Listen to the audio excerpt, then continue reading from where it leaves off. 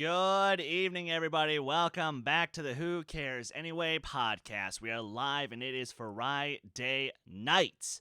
How y'all doing? I see we have a bunch of people in the chat. Very happy to see all of your lovely faces.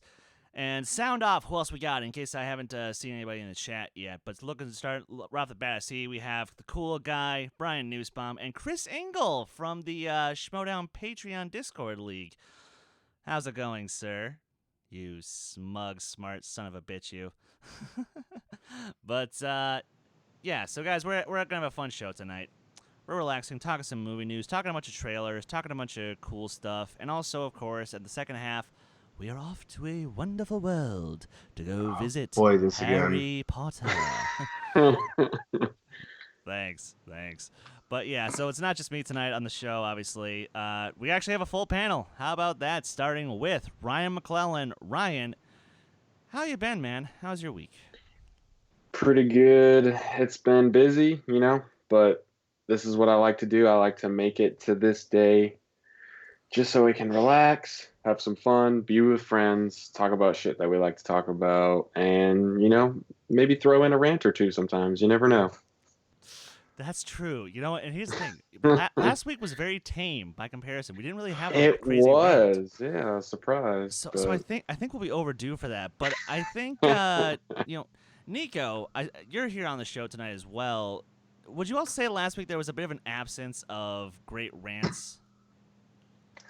Yeah, we didn't really go into rant mode, which I'm kind of happy about because you never know where a rant mode is going to go. Instead, we had a well-thought-out debate, or a couple of well-thought-out debates, where we just talked about bands and Star Wars Rebels, and there's nothing wrong with that. That's always a fun time. But if we do have a rant today, should I grab a shield? Should I hide in a corner? Should I grab a sharp object? What should I do? Well, see, that's the funny thing. There is no protocol for a great rant, and that's how it should be. Because, ladies and gentlemen, I need to build up a little bit because you may have noticed somebody missing for the last 2 weeks because he's had a lot going on, and we're going to get to that in just a second here. But, of course, we need to welcome back to the show Kees Cornelisse. Kees, what's up, bro? How have you been? You talked about Star Wars Rebels with Nico, and you didn't get to fucking rant. The ending sucked. Come on. Enjoy the space whales. Enjoy the space whales. Fuck the space whales. They're terrible. Guys, seriously. You had a debate. You had a debate night where you talked about things that you disagree. How did you not rant? I don't get this. So it is clear that you need me back. And there need to be some rants tonight. There will be some rants tonight, considering that we will discuss a franchise that I'm very passionate about and has made some shitty movies. So that's going to be fun. Absolutely. But, so let's not bury the lead here. Anybody watching, you guys will notice that Kees has a brand new background.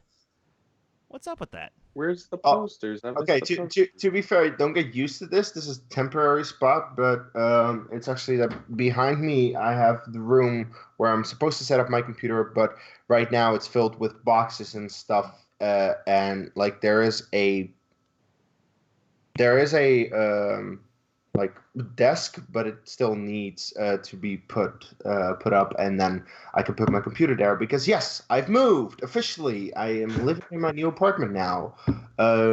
Right now I'm at the dining table. That's where my computer is set up.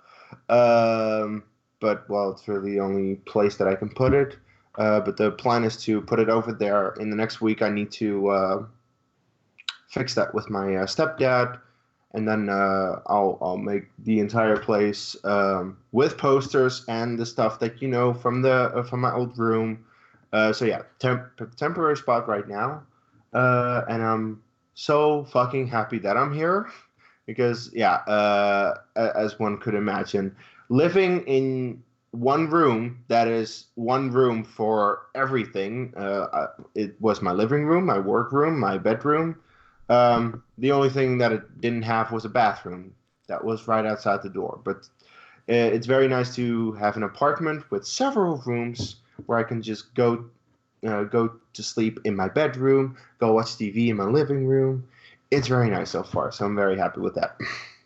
Exactly. So next time I'm in Holland, we'll just come crash on your couch, and I won't be disturbing you at all. So. I actually have a mattress where you can lie on. So. Whoa. Yeah. Yay for Big having boy a good world place over to here. sleep.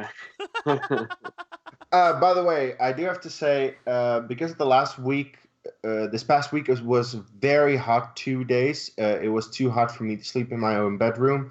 So I did sleep on my couch, and it's pretty comfortable. So you could also sleep on the couch. Perfect. Awesome. Nice. Glad to hear it. Looking at the chat once more, I do see cool guy. Again, always great to see you. Brian Nussbaum, again, always happy to see you. Now, there were a couple things that happened before we get into the movie news that I just wanted to get off my chest. Starting with Nico, you and I had a little match recently. Yes, we did. Yes, we did. Case's situation with housing opened up a spot for me to take over as your partner in the Fandom Fight Summer Series tournament, and our first match was finally released, and it was against Mischief Managed, the team of Caleb Boatman and Thomas Scully. No And- slouches by any stretch of the imagination. Oh, without question, they are definitely They were the earned number one seed. They Yeah. earned that number one seed spot as well. But they gave us a fight. We gave them one right back. And right at the final question, we pulled it off. We got our first victory. And I just want to clarify, I've been in this community for 2 years. That's just 1 year shorter than Chris and Case have, because they kind of started this whole thing that is the fan leagues. And Ryan. And Ryan, in that span of time, I had never won a 2-on-2 match before. I had been involved in a 3-on-3 match, which is very rare, and I was on the winning side of that. But in the few times I did 2-on-2 competition, it did not work out in my favor. And so to finally clear that hurdle, it brings a warm feeling to my heart. It makes me feel good that the work that we've been putting in together has been paying off. And we're going to keep moving forward in the tournament, because now we have old rivals of all three of us, actually, the Yep. Kings of Winter. We already beat them once. We did. So That was very satisfying. it was incredibly you satisfying.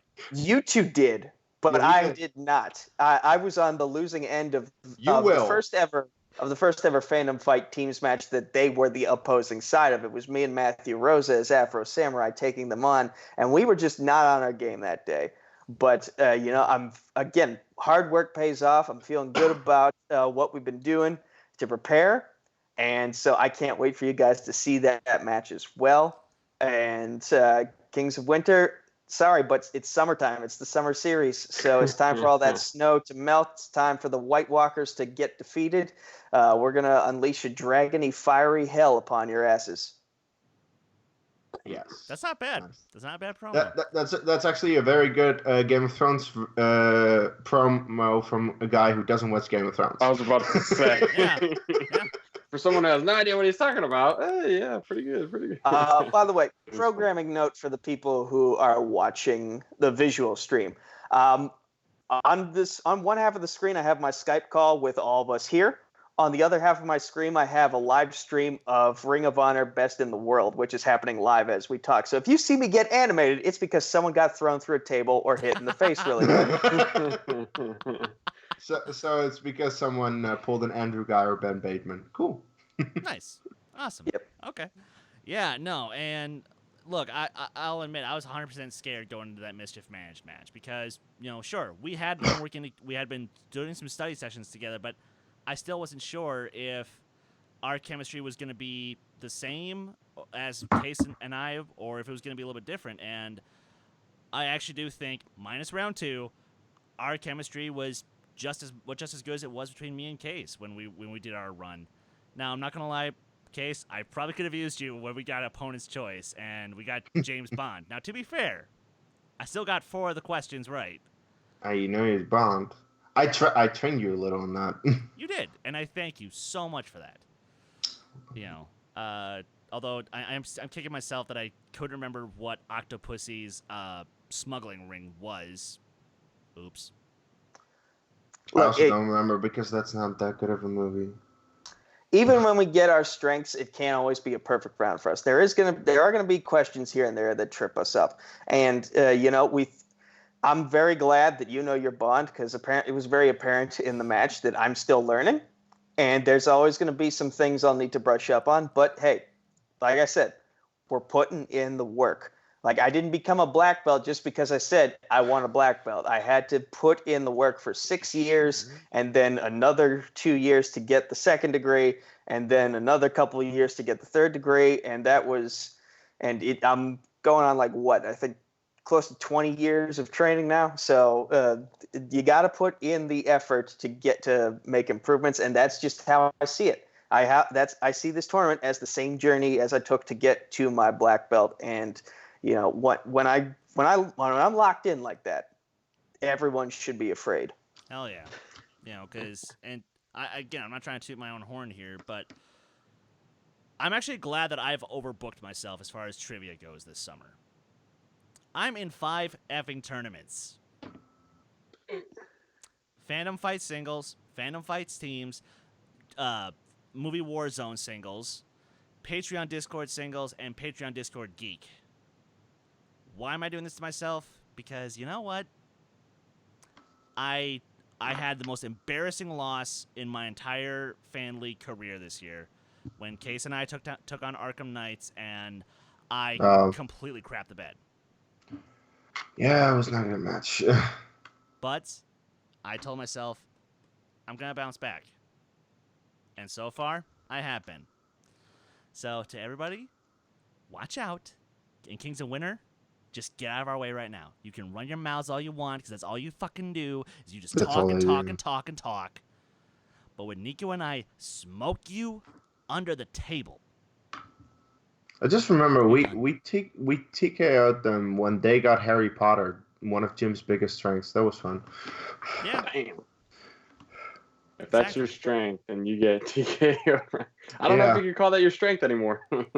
Well, to be fair, Jim slipped up on 2 questions, and me knowing Harry Potter, that helped. Yeah. That did help a lot. But let's get away from Fan League talk. And there was one other thing I wanted to just quickly mention before we hop into the news. I am doing something really stupid this weekend. So in between working and whatnot, I decided I'm going to push myself as a songwriter and as a musician. And in my 20 years of doing music stuff, I've never I know exactly where I've never written a country song. Like, not this modern day bro country shit with hip hop beats and whatnot. I'm talking an actual country song with twang and lap steel guitars. This is going to be a first. I'm scared. I'm excited. This can only end badly. Nah, man, you got this. I believe in you. You have my support, so. I just have to ask, though, is the song about an ex-girlfriend or about a truck? Neither, luckily. Or drinking. Or America. Yep, my thoughts exactly. Yikes.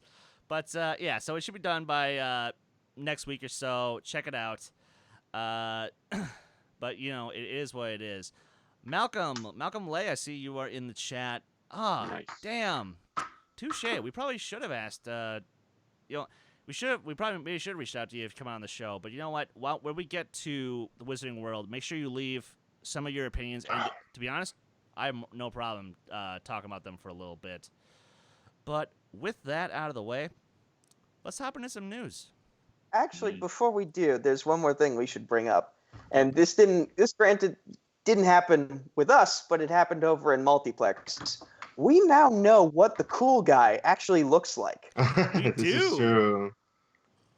Like, for the longest time, we had no idea who the cool guy was, and then we find out that his real name is Kenneth Lee, but it's a picture of Guy Fieri over on the Multiplex page. He was kind of crucial when the Purge began over at Multiplex for when they were going to Chicago, and they just decided, you know what, let's see some anarchy happen over on the Facebook page and just let everyone run wild, which the jury's still out on whether or not that was a good idea. But he made an appearance on the after show this week, and we now know what Kenneth Lee actually looks like. That's right. And I actually I have to talk about this. I have to talk about this.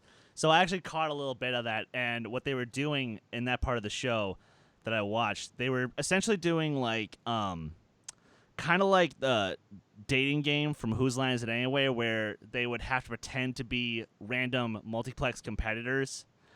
And, of course, it's all fun, loving parody. But Kenneth was actually being Jonathan Peck. Right here. And it was glorious. It was great. Now, Tim Bracala was also doing an impression of someone.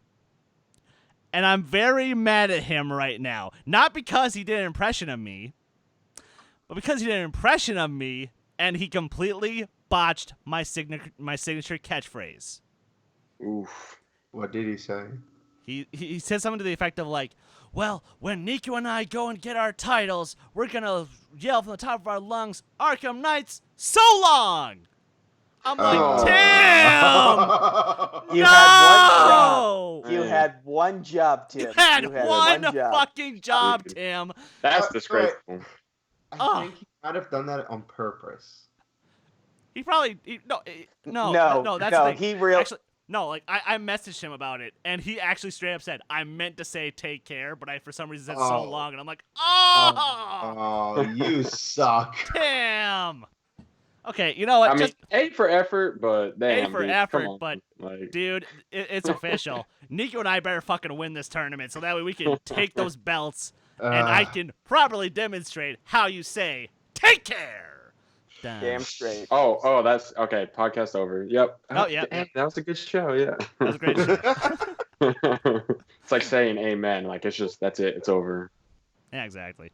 But no, so okay, let's dive into some news. Let's have at her. Now, starting off with in the world of adaptations that because everything's getting adapted these days. Nothing is original. Yada yada yada. Heck, even winner of original screenplay was adapted. Yeah. And people are You're not supposed to talk about that. Well, actually, a lot of people are starting to come around on that for some reason or another.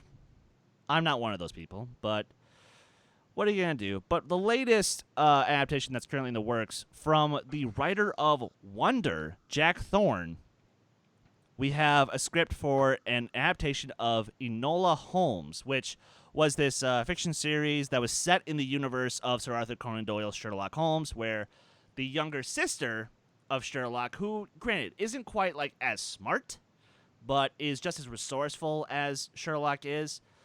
That adaptation is now being worked. Like I said, we have the writer of Wonder from 2017, which was an amazing film. And we have Millie Bobby Brown as the title character, with Henry Cavill as the role of Sherlock, with Helena Bonham Carter, who we'll be talking about in the second half, as their mother. Call me crazy, but I'm actually kind of excited about this. You're crazy. All right, Ryan. What are I'm your thoughts? actually. I'll let Ryan speak first, but I'm actually positive on this. I mean, look, Sherlock Holmes is basically my favorite book series of all time. Like when you just take it all together as the complete 1,300 pages of stories, that's my favorite. And I've reread it so many times. And I actually like the Guy Ritchie films, and I like the BBC show for the most part. The fourth season was pretty rough, but besides that, it's really great. I like a lot of different versions of Sherlock Holmes. And obviously, this isn't really about him, but I mean, you put Henry Cavill in the movie, he's going to feature pretty heavily. There's no way he doesn't. And I like Millie Bobby Brown and what I've seen her in. Stranger Things most of all. I freaking love Stranger Things. But it's the story itself that I'm just not that interested in. I mean, it's probably not for me anyway, as far as like, I'm not a kid. And I feel like that might be more what they go for. It's like, oh, what if Sherlock Holmes was like the kid next door type of thing? I don't know really. Like, is it going to be some Encyclopedia Brown type feel to it. I just don't really feel any excitement for this. I mean, it could be good just based off of who's writing it, but you still need to attach a good director, and you still need to even actually have like an interesting story and mystery to it. And I know that it's based off of 6 books that already exist, that are already well known, but I mean, book adaptations are difficult. That's just, it's not always the easiest thing to do. So I'm skeptical. I don't really love the sound of it because, like we said, everything's getting an adaptation now. I mean, for that and that alone, it makes sense. They're going to make some money off of this, but I just feel like they need to tread carefully. I'm not ranting against it because I don't know, that we haven't seen anything of it, but I just really am skeptical, and I think they need to be careful how they do this. Fair enough. Now, Nico? Well, first off, considering the last Sherlock movie we got was Holmes and Watson with Will Ferrell and John C. Reilly. That's not even real. Exist. Get out of here. Doesn't exist. Doesn't exist. Oh, It jeez. won the most Razzies last year. Well, the fact that it got anything, means it exists. So this in itself will be a breath of fresh air. And it's also a take we haven't seen before of the Sherlock Holmes mythos. We haven't seen that told on the big screen before. And, I get that Ryan's afraid because, adaptations are hard to do. But, I feel like there's potential for Millie Bobby Brown as this character of Enola Holmes to sort of be like the oldest sister, Violet, from Lemony Snicket's series of unfortunate events. So I feel like there's a lot of potential here. And I'm curious to see how they're going to approach it. Like I want to see some set photos first. That's for sure. But it helps that you have 2 great actors in Eleven and Superman. What? Helena Bonham Carter. You really gonna throw her under the bus that quickly? I'm sorry. I'm sorry. I'm sorry. I forgot her for a second. Nothing against her. Nothing against her. I just kind of forgot. But yeah, you've got 3 phenomenal actors there. All we need is a story. All we need is some set photos. All we need is a trailer, and I'll be on board. That's actually kind of He said all we need. All we need is the entire movie. Yes, and all we need I'm is just love. fucking with you, Nico. I'm just right, fucking with George you. Harrison. Hey. Oh, Lord. I still have to see that fucking dumpster fire, don't I? All right. Now, Kees, Nico did mention that his feelings of like, if we get a trailer and whatnot, he'd probably get on board. Is that sort of where you're at, or do you just not care at all? No. I like Sherlock Holmes. I've seen the first episode of the BBC show, and I've seen the 2 Guy Ritchie movies, which I like a lot. And just those two things alone show that Sherlock Holmes can be interpreted in different ways. And I think that's very important with this one as well. Try to adapt it in a different way that we haven't seen before, because Sherlock Holmes has been interpreted many times in different ways. So it's really a question of how. Make it good, please. Don't do what Holmes and Watson did. But the people announced are really good. Okay, to be fair, I still hear every single person in the world rave about Millie Bobby Brown, and I still haven't seen her in anything. Godzilla, the King of Monsters, obviously. Jeez, get with the times. She was pretty good in that. I'll tell you, she was pretty good. I'll go watch that movie the moment that I can access it, not in theaters. Henry Cavill is great in everything he does, essentially. And Helena Bonham Carter, we'll get into her a little bit more in the second half, but she's a great actress as well. So that's promising, but yeah, let's see a trailer. Let's get a feel for the tone and what type of style they're going for this one before I really give judgment.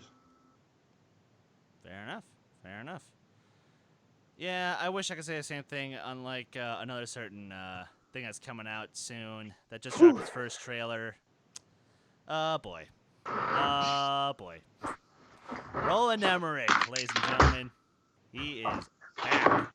He is back with a little movie called Midway, starring Patrick Wilson, Francis from Deadpool, and just a slew of other actors about the Battle of Midway in 1942, and I could not care less about this. Yes, Case, you've got the right idea, my friend.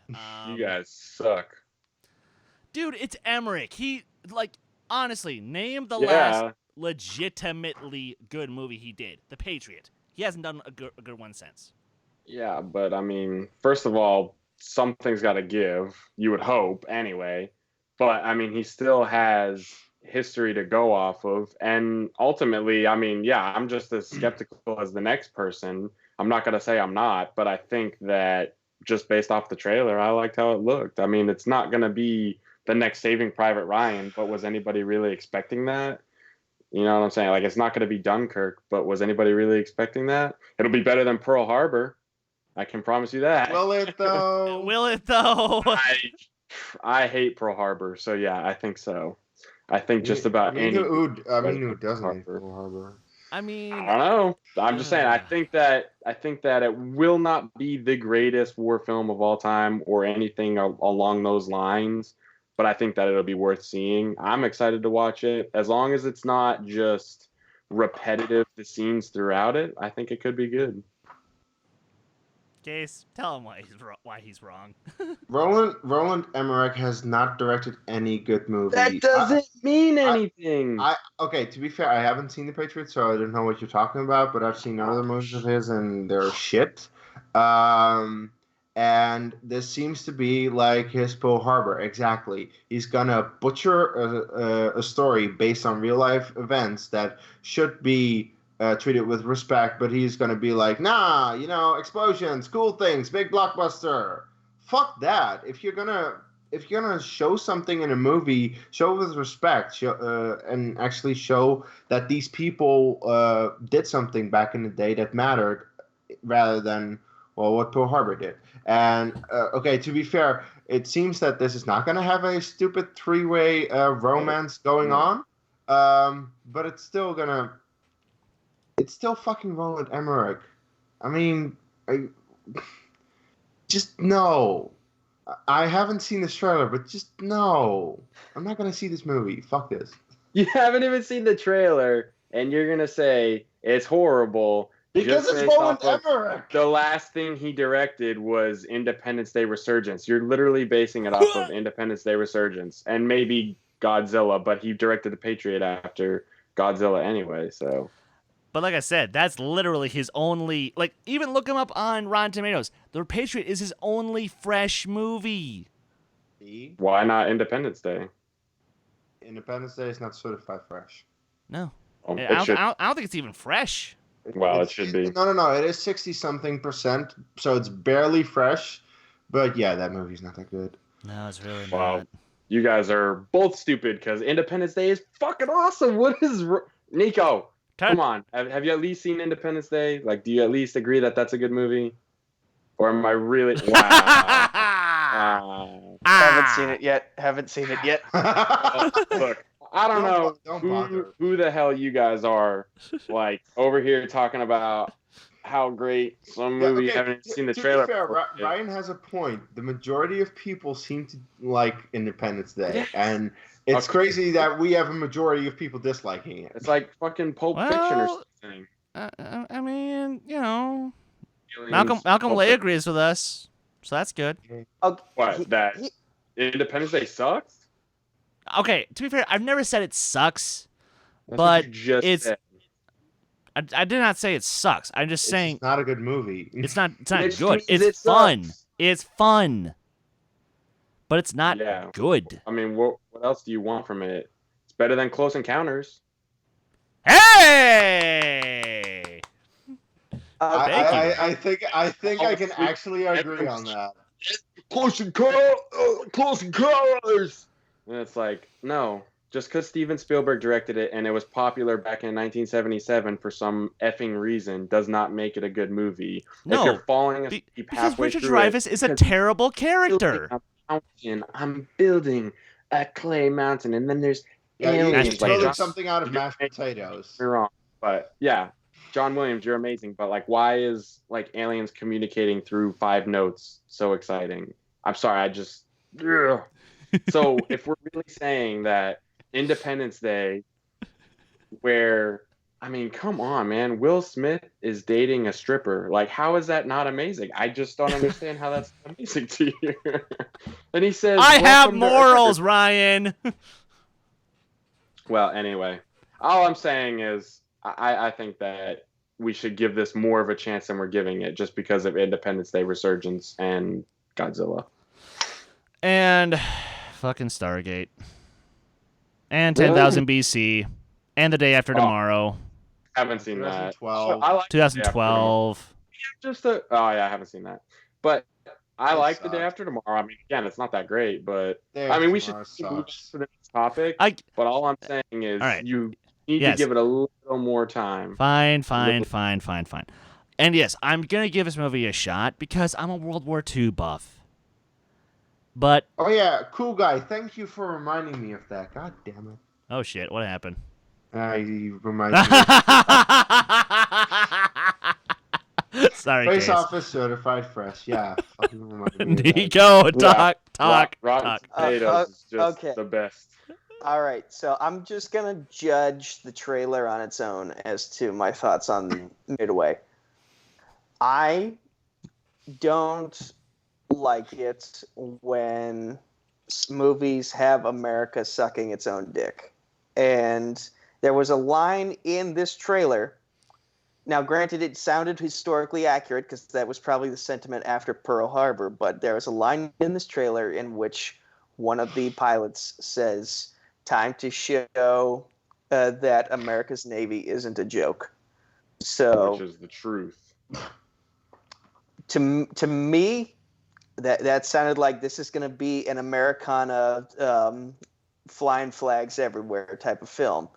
And I'm hoping I'm wrong about that because, when it comes to patriotism, actions speak louder than words. And so, like, just because you fly flags every single area of the ship doesn't really mean you're a true patriot. It just means it's like, that's false patriotism in my mind. You have to practice what you preach to be a true patriot. And I'm hoping that this film doesn't do what I think it's going to do and go full on Michael Bay.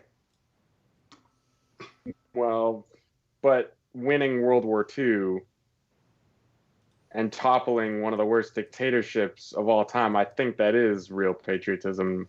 And that's what this movie would try to, because when you join a war based off of one of the largest intelligence failures in American history and a bunch of innocent people die, and you're like, yeah, F this. We're not joking around. This isn't a game to us.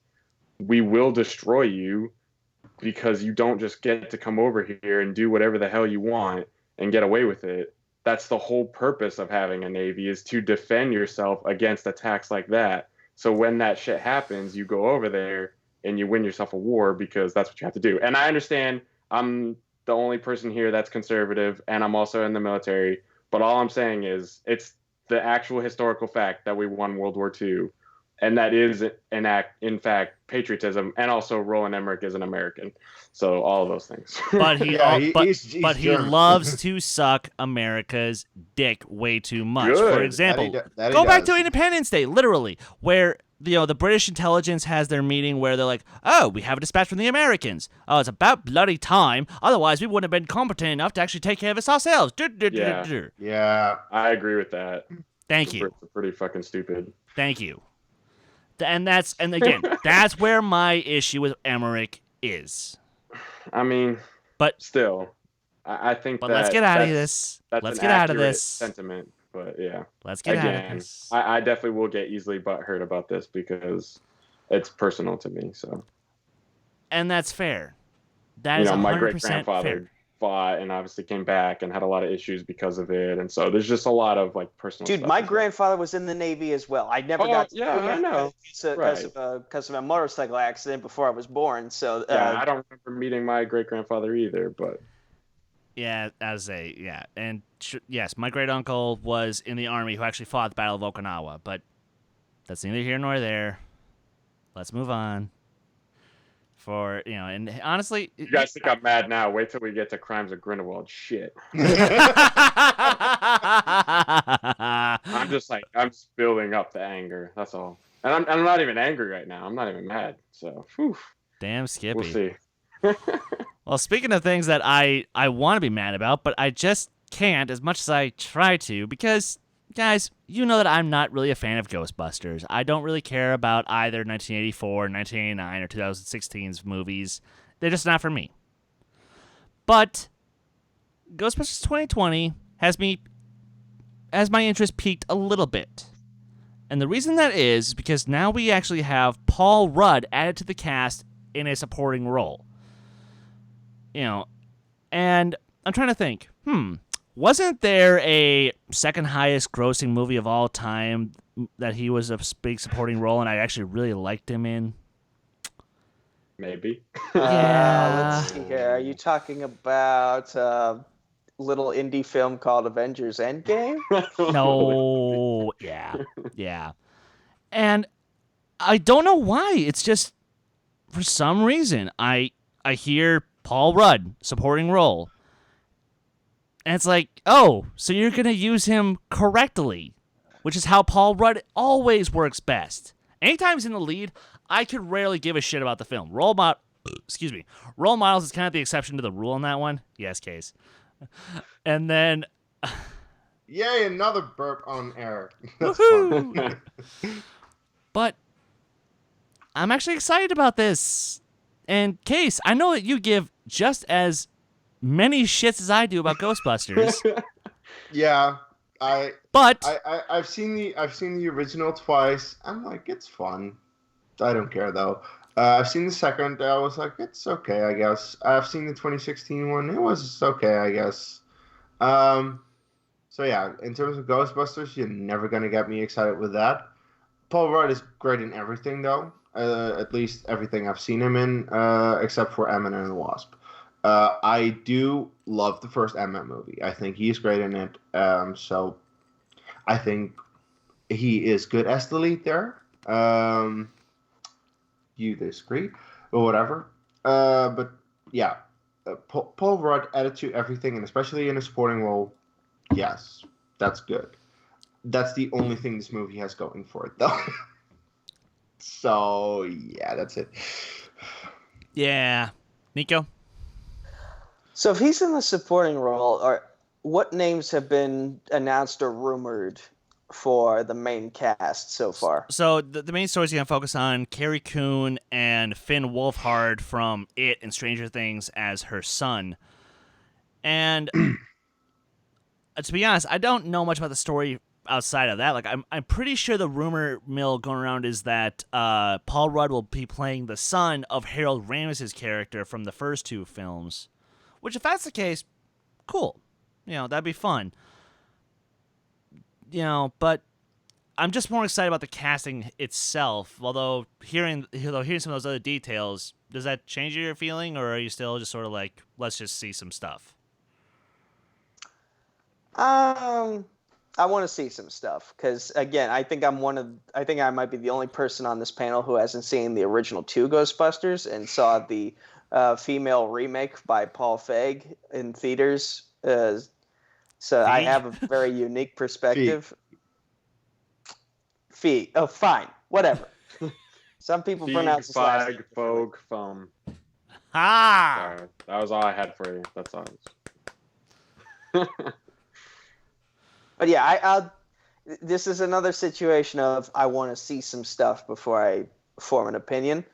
Although, granted, I was a little bit more on board for Honora Holmes without having seen anything than I am for this. But then again, that's because of the track record of Ghostbusters lately, whereas this first story we mentioned was something entirely new.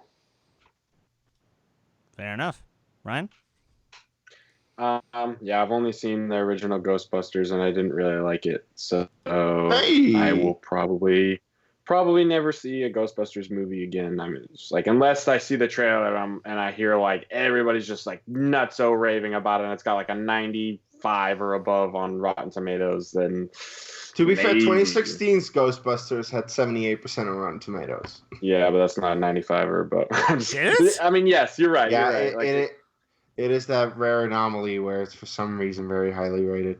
But I feel like it has some heart to it, and people don't really give it enough credit. I feel like there's potential there, and it reached some of it. Then again, Kingdom of the Crystal Skull also has that amount, so... yeah. So, yeah, I really don't care. All This right. is the main point. All right. Fair Good for enough. Paul Rudd, though. I'm glad he's staying in business. You know, I'm glad he's making money because he deserves it. He's really good. I do like him.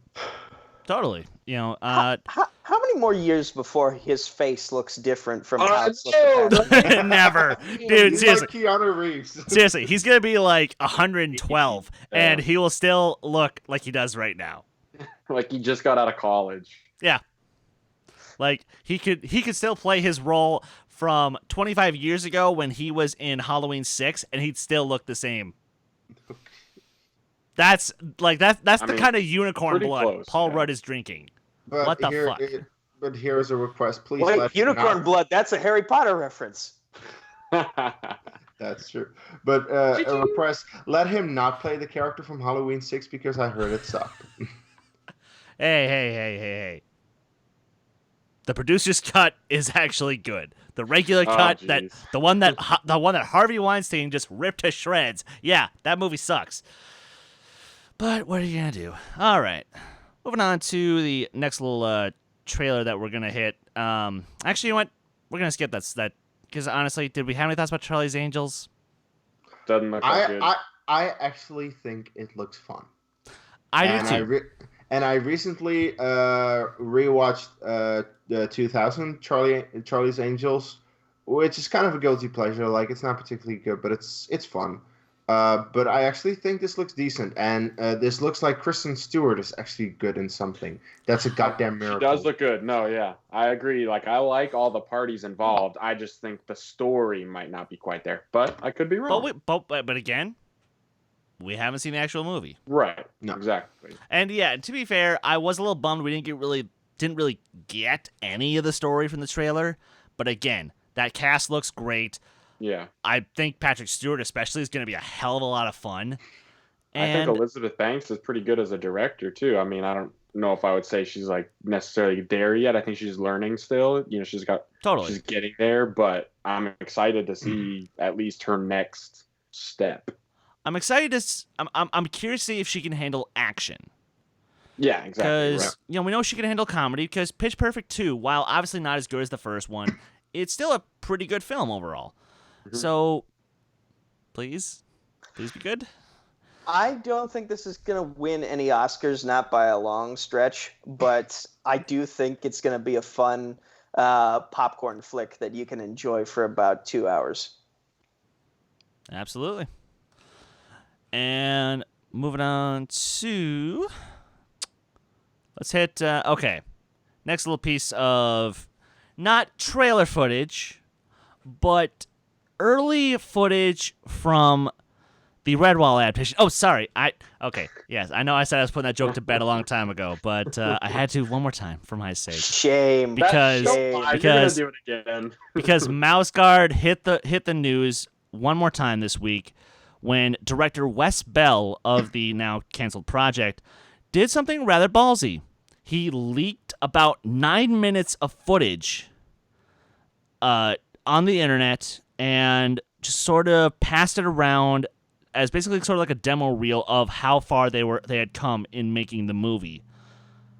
This is literally the Deadpool approach that Ryan Reynolds took to getting the movie fully made. This is what I said. Yeah, literally. Case and I were talking before we started the show, and he said literally the same thing. So thank you, Nico, for actually bringing that up, because I was going to say it myself, but thank you. And honestly, okay, for all the crap I've given this movie, for all the crap that I gave, calling it the Redwall adaptation and whatnot, I'll kind of eat my words on that. Because, damn, I'm kind of sad that Fox had to cancel it. Because you know what? That footage looked good. It had promise. It had potential to bring us something that could have been a blockbuster franchise for younger audiences, but didn't talk down to them like they were dumb little kids. Like, for all I know, this could have been Lord of the Rings meets Avatar.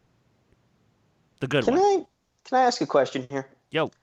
Do you think this was a leak, or do you think this was an, in quotation marks, leak? Like, do you think one of the Disney execs said, hey, listen, let us figure out how this new arrangement is going to work, but keep this in the audience's minds by releasing something the same way you guys did with Deadpool a while back.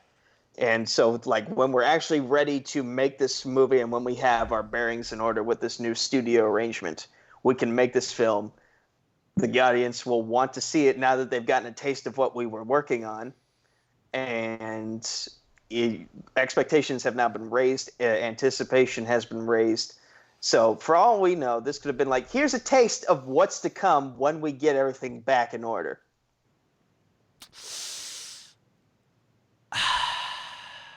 I actually would be. I think that would be kind of cool if that was what they went with, but I am genuinely on the side of it's done. And the best case scenario is maybe another studio can pick it up and hopefully they can keep going from there. Or that same talent can maybe put together a different kind of movie. But as is, I think it's just a little bit too far-fetched, a little too conspiracy theory to necessarily happen that way. Although, again, it would be cool, but I just don't see it happening. And like I said, I think it's a damn shame. Kees, refresh me. Did you get time to check out a little bit of that footage, or? No, and I still honestly have no clue what this is, so just skip me. Fair enough. Ryan, did you have a chance to check out the footage? Yeah, I didn't watch the full 9 minutes, but I watched some of it and then like kind of skipped through again just to kind of get a feel for the look of it. I don't really care about characters that are anthropomorphic mice. I know like they did that French mouse movie a while back, and I didn't really care about that. Despero, yeah, that was Devereaux, yeah, Despero. That stunk. Yeah, so But Secret of Nim was great. Wow, yeah, okay. That was a long time ago, and that was completely different. That movie was scary as shit. I love it though. Yes, that is a really good movie. So make that again, like just like release it in 4K or something. That would actually be really fun. Put it back in theaters. I would go see it. But for this, I have no interest in the movie. But what I will say, as far as like the leak and all that, I think probably yes. What the director is hoping for is to get either someone else to pick the film up or someone else to pick him up for something else.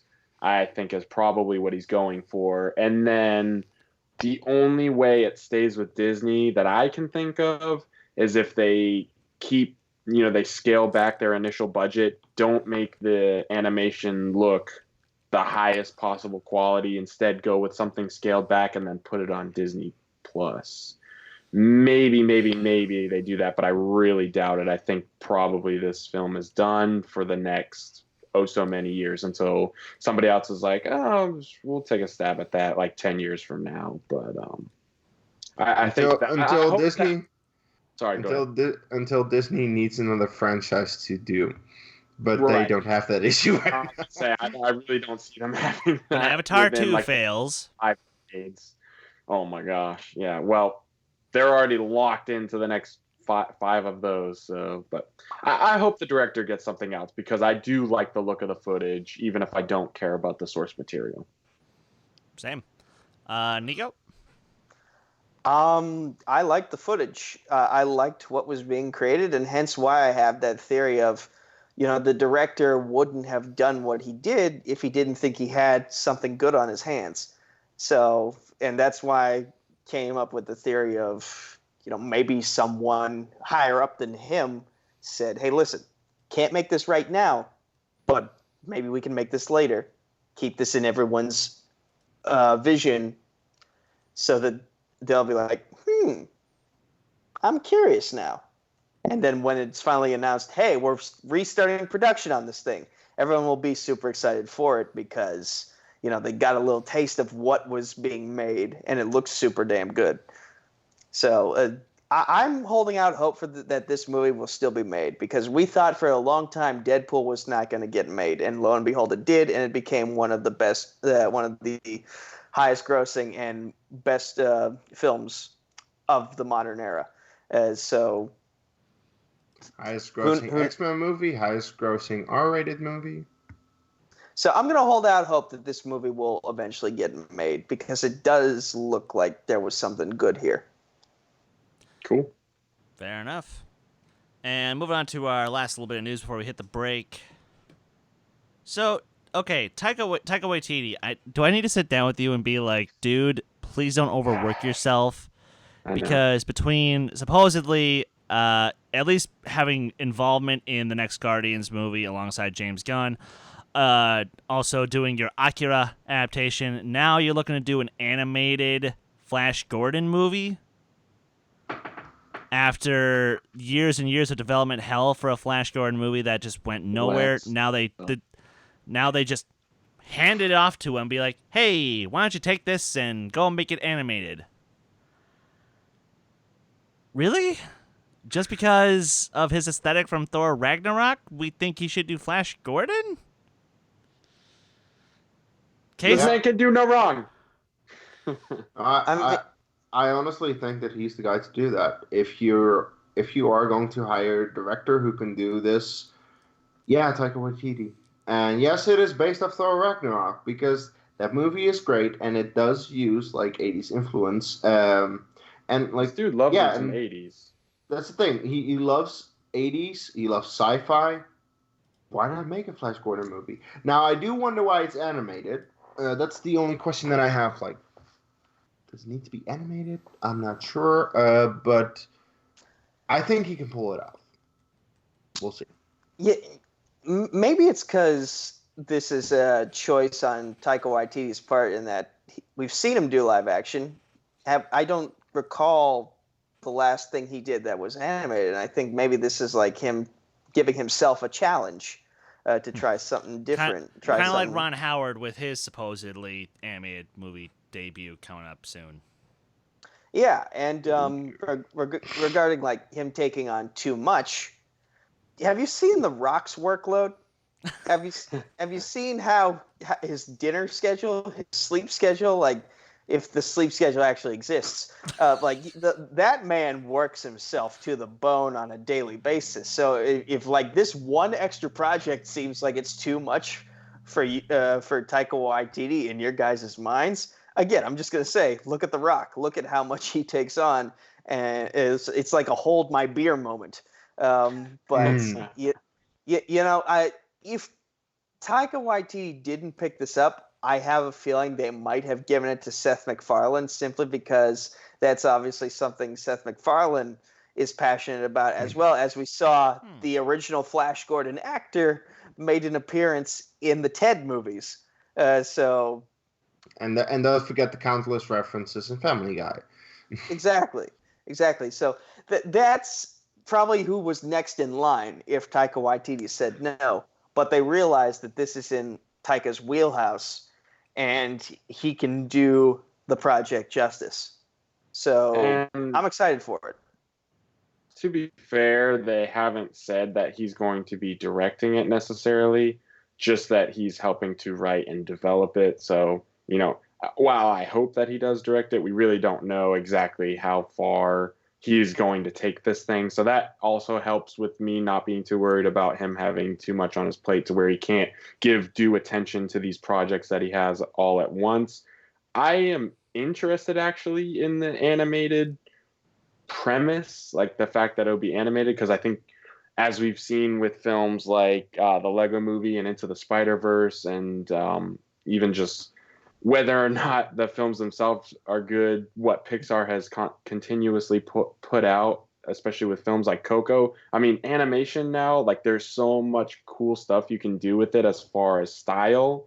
And so if you really want an easy way to get some awesome 80s aesthetic sci-fi, that's a nice way to do it because you can do a lot with vibrant colors and just throwing all sorts of crazy shit in there because it's all going to be roughly CGI anyway. So I also agree with maybe he's just trying to push himself and see, okay, how many different things can I do at once?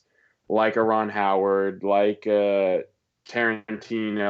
Even though, yes, Tarantino writes like Tarantino, he still goes from his Westerns to his crime to now supposedly he's looking into some sort of sci-fi, whether it be Star Trek or something else. So, there's just, I'm just saying, my point being also Taika, like you can tell he just loves the 80s. So I feel like he probably has a special place in his heart for Flash Gordon. So I'm excited to see it. I mean, somebody's got to do it. And I know that he's good with his humor, so he won't take it too seriously or have the project take itself too seriously. Fair enough. And, for my personal thoughts, like here's the thing. Without Flash Gordon, we don't get Star Wars. Without Star Wars, we don't get a lot of the 80s aesthetic. Without the 80s aesthetic, we don't get the modern era of filmmaking, Taika Waititi included. So, if Taika's going to seriously do this, then he has to keep in mind that he is touching a piece of cinema history. And it wasn't done right the first time in 1980. Granted, it's cheesy, dumb fun. I will 100% have to give it that. Especially with the Queen song and everything. But it's still terrible. I mean, for God's sakes, there's a line in there where it's something to the effect of, Flash, I love you, but we only have 14 hours left to save the Earth. Look this up, people. It's a real thing. No, it is, and it's horribly wonderful, or maybe wonderfully horrible. I don't know. It's one of the two. So, look, Taika, I'm not as high as everyone else on Thor Ragnarok. I still think it's a great movie. I just don't love it. Boo, you hate it. Yeah, no, clearly, yes. Internet nerds attack. Yes, come at me. At Skywalker Dohmen on Twitter. Thank you. But I think because he's clearly aware of that. He's clearly aware that there's a lot of pressure that goes into a movie like this. And all I'm going to say is, Taika, make it happen. Show us what you can do. Show us that you are. Show us that you are the next Tarantino or the next Nolan or the next Lord and Miller even. Show us you can make this happen. And with that, guys, we're going to take a quick 5-minute break. And when we get back, I might have to figure out how to put my piano in the stream so I can just play a few simple notes. Do do do do do do do. Look, as long as you just don't put up that stupid British accent, we're good, okay? We shall see you all shortly. Oh, fuck it. Ladies and gentlemen, grab your popcorn, grab your drinks. It's rant time, motherfuckers! Okay. Let's start this off the right way. People hated the fact that there's F-bombs in Star Trek Discovery. They hated that shit. I was contacting ever work against. We just and on top of that, if honestly, if you're gonna go so cynical with the Star Trek universe as to simply say that, oh, well, people just don't believe in diplomacy anymore. Now it's their way or the highway, and it's gonna be that way. That's the shit that I'm not a fan of in the Abrams films. I'm sorry.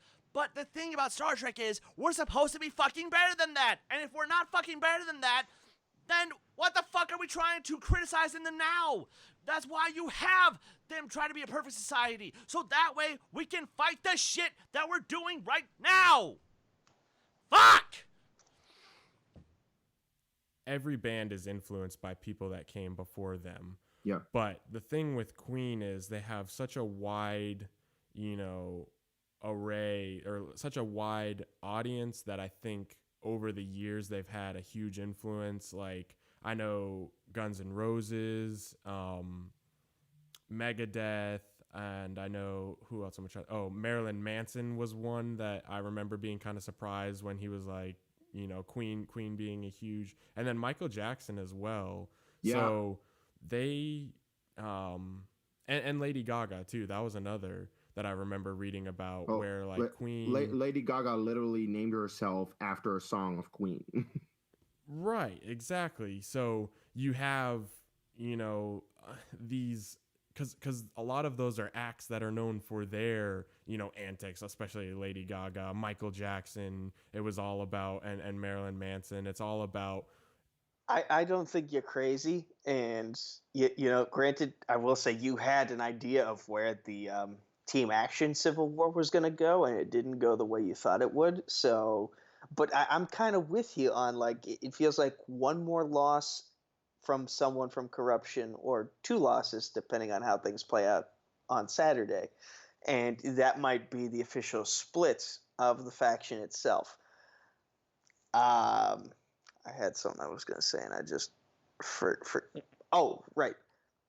I do remember, though, that Kalinowski waited a long time to finally break away from the League. The League being his faction with Roxy and Laquasto and Gertler, yeah. Yeah.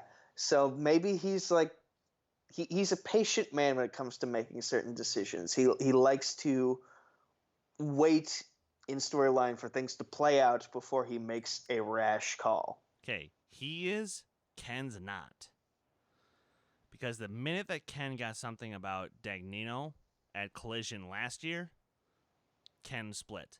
And then tried to start up the Knights of Ken. And what happened to that? They went nowhere. Because Anarchy completely threw those plans off the table. Mm-hmm. But we've spent a little too much time talking about.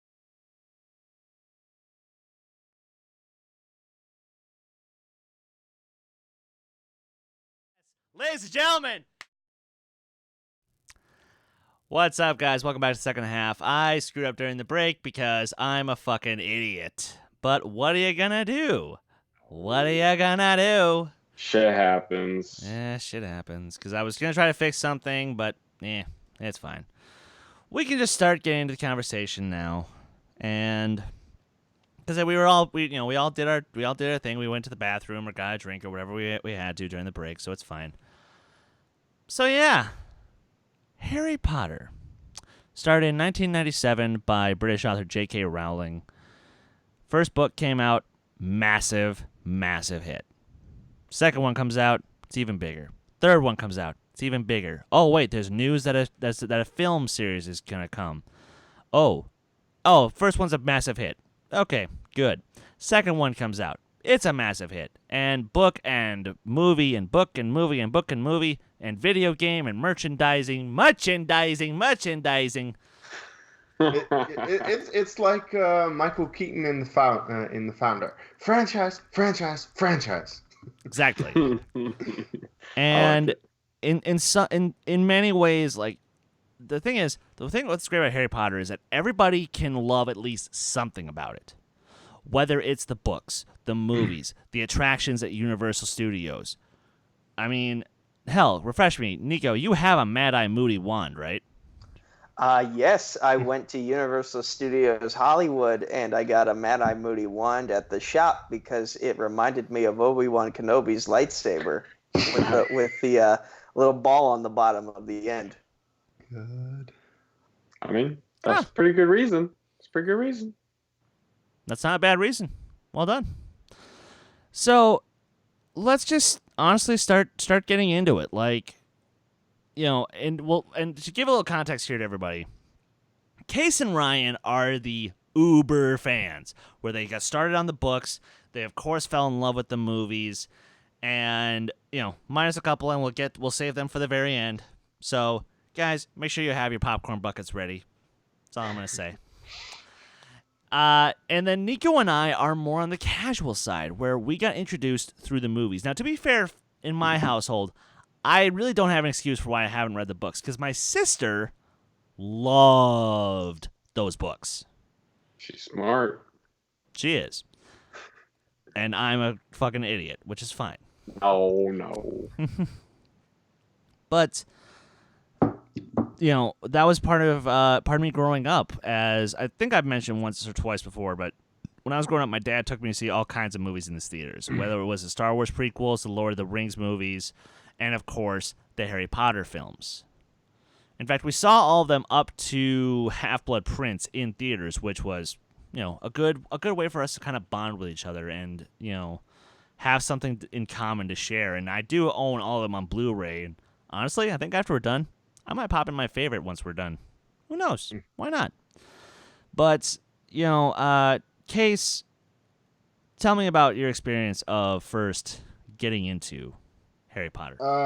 So back in, I believe, 1999 or 2000, I'm not entirely sure.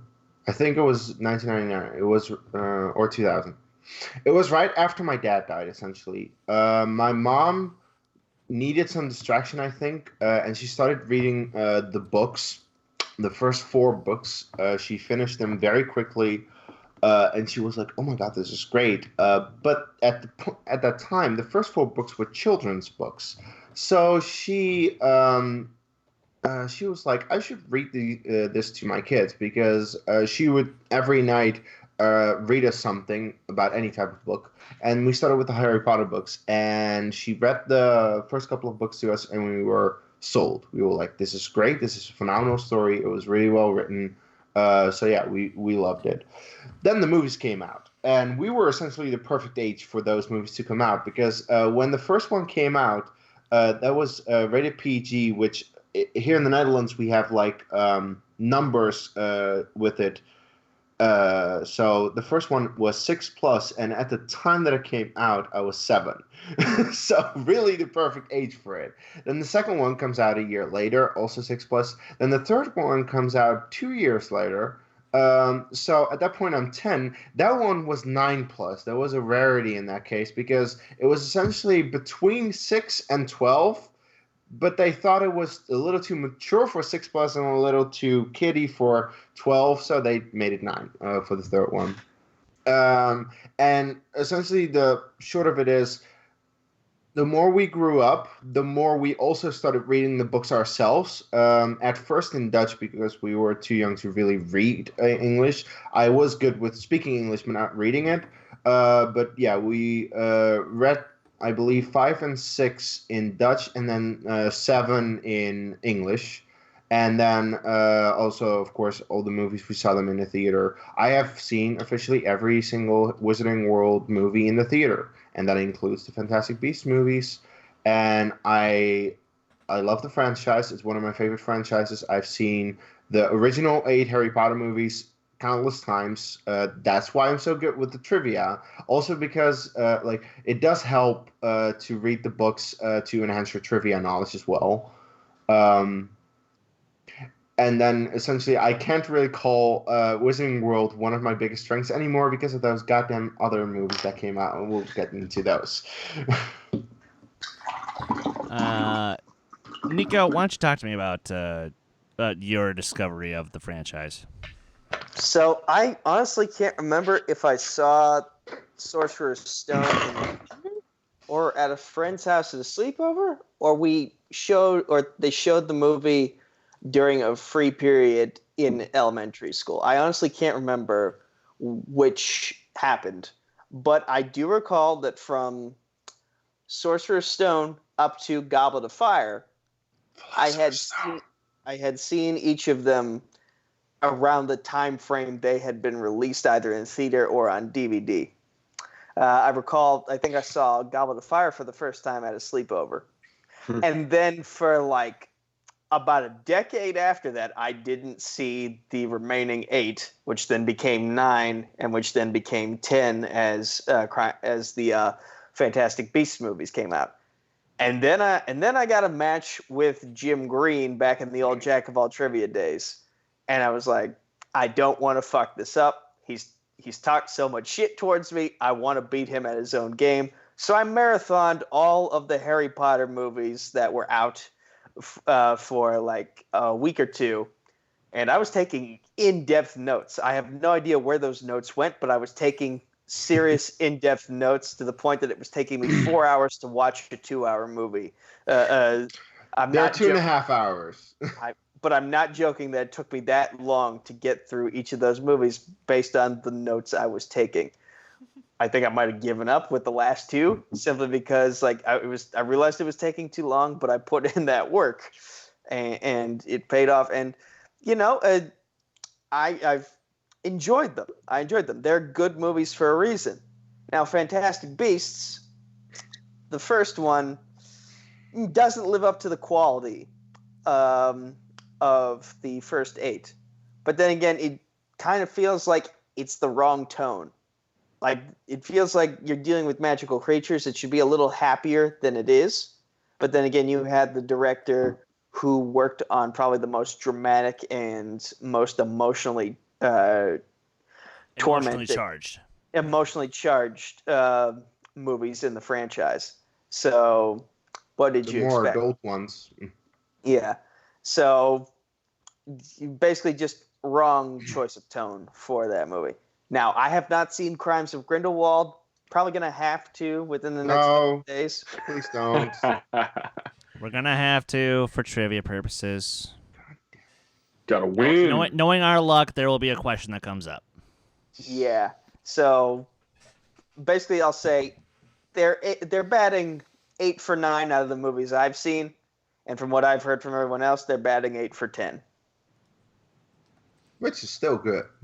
Now, I also think I have the books somewhere in this house, and I've just never read them because, like, I've seen the size and the thickness of the books, and I'm like, and you know me, when I see something that looks like it's going to take a long time to get through, if it's not something I'm super passionate about, then I'm more hesitant to put in the time to get through them. In all honesty, the first one is pretty short, actually, but they get thicker the more you move on, especially the fifth one is the biggest.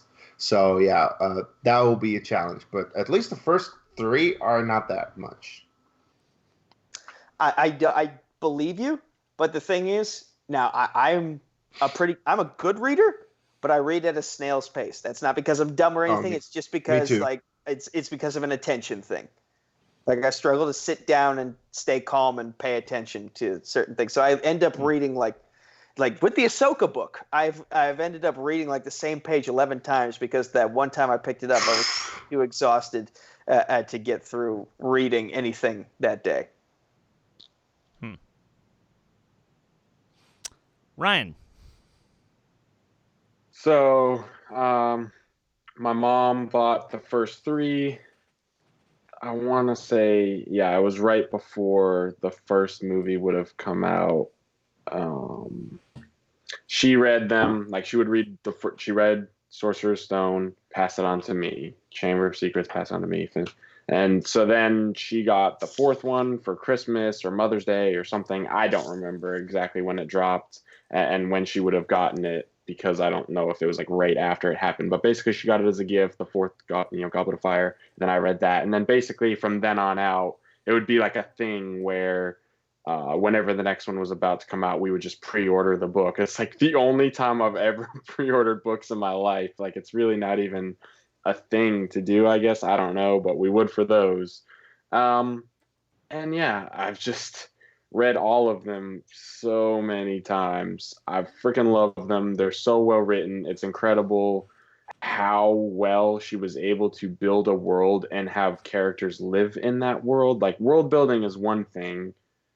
For example, like Lord of the Rings or Chronicles of Narnia or similar books where, yeah, there's really good world building, but also, just like in Harry Potter, there's really good character interactions throughout this world that you've built, and there's constant new things that you're learning that keep you excited and make you wish you were living in that world, which is why there's an entire freaking theme park. It's the same thing with Star Wars. Like, that's why you can build a theme park off these worlds, because everybody they want to live in that and feel like they are these characters.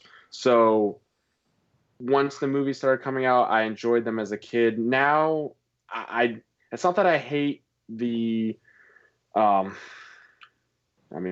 the standard 8 films. It's not like I hate them or anything. I just don't really care as much about them. Maybe because I know the story so well and I've read the books and seen the films plenty of times. So I'm just more like, whenever my family's like, oh yeah, we're rewatching, marathoning Harry Potter. I'm like, okay, cool, have fun with that. Like, that's not something I would really care to do, as opposed to like Star Wars. I could go back to any and all of them, even the prequels. I still rewatch the prequels, So, and then as far as the new ones, we'll get to that. But basically, I'm at the point, I think, where the only thing I'll really go back to for Harry Potter is those first, original 7 books. That is really where Harry Potter is for me, is there. The film world is something completely different, and I just don't really get the same enjoyment out of it as I do out of the books. So I really don't try to seek them out, So. Okay. Mr. What about you, Grouch? Chris? I thought I was being pretty nice. No, you're fine. You're fine. I'm just giving you a hard time. And as I mentioned, like, growing up with this franchise and so many others, like, it really helped spark a lot of my imagination. It helped spark a lot of my want to really get into movies, to like understand how films get made, because like when it came to the franchises, there were really only 3 where the special features I watched more than the actual movies. That was Star Wars, Harry Potter, and surprisingly, Spider-Man. 2002 film. I Love it. enjoy the hell out of those special features, because you got so much in-depth of an idea of not just the actual making of the film, but just sort of like a personal diary of what those actors and crew people were actually going through at that time in their lives. And it's really fascinating. Like, honestly, guys, if you ever get the chance to, like, if you have the Harry Potter films on Blu-ray or something, go back to those special features and give them a watch. I can agree with this. I've seen them a lot. They're really good. Yeah. Now, I actually want to get into the stuff we don't like about some of this first. And that way we can, get the anger out and then get to praising the stuff that we actually love. So, I'm going to save my piece for when everyone else has their turn, because, guys, grab your popcorn, grab your drinks, because you know what time it is, motherfuckers! It's rant time! Woo! Oh, dear. We foreshadowed it. We did foreshadow it, baby. Hey, All right. I've been looking forward to this since we announced Harry Potter. Oh, yes. All right.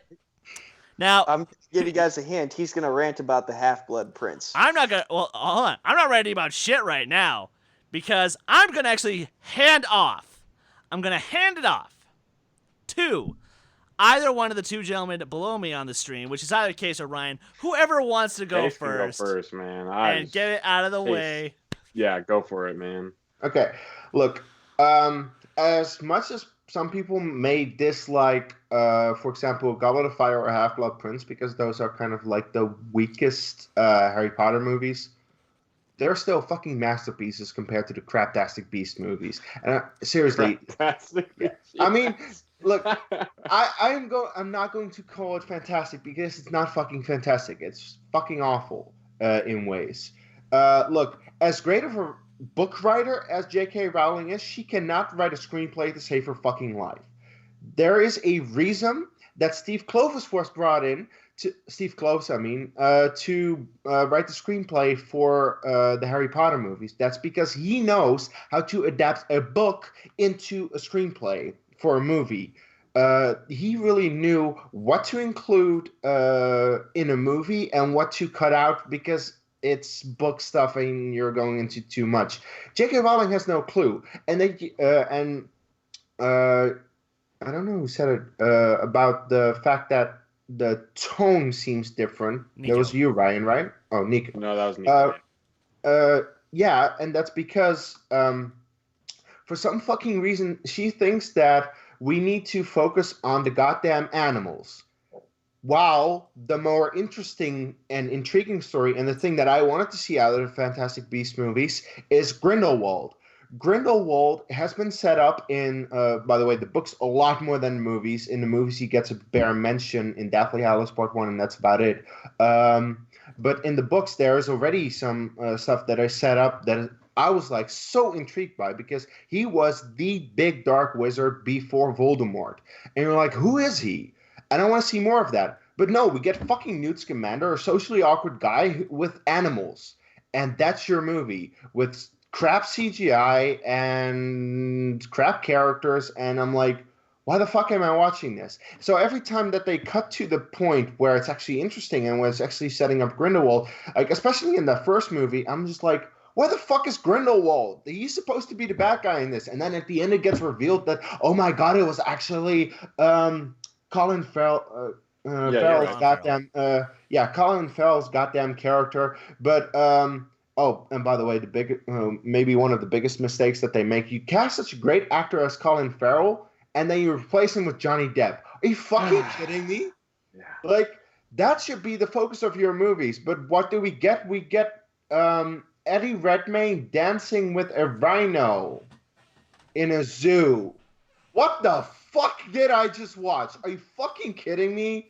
Like, just no. Just fucking no. We don't give a shit about that.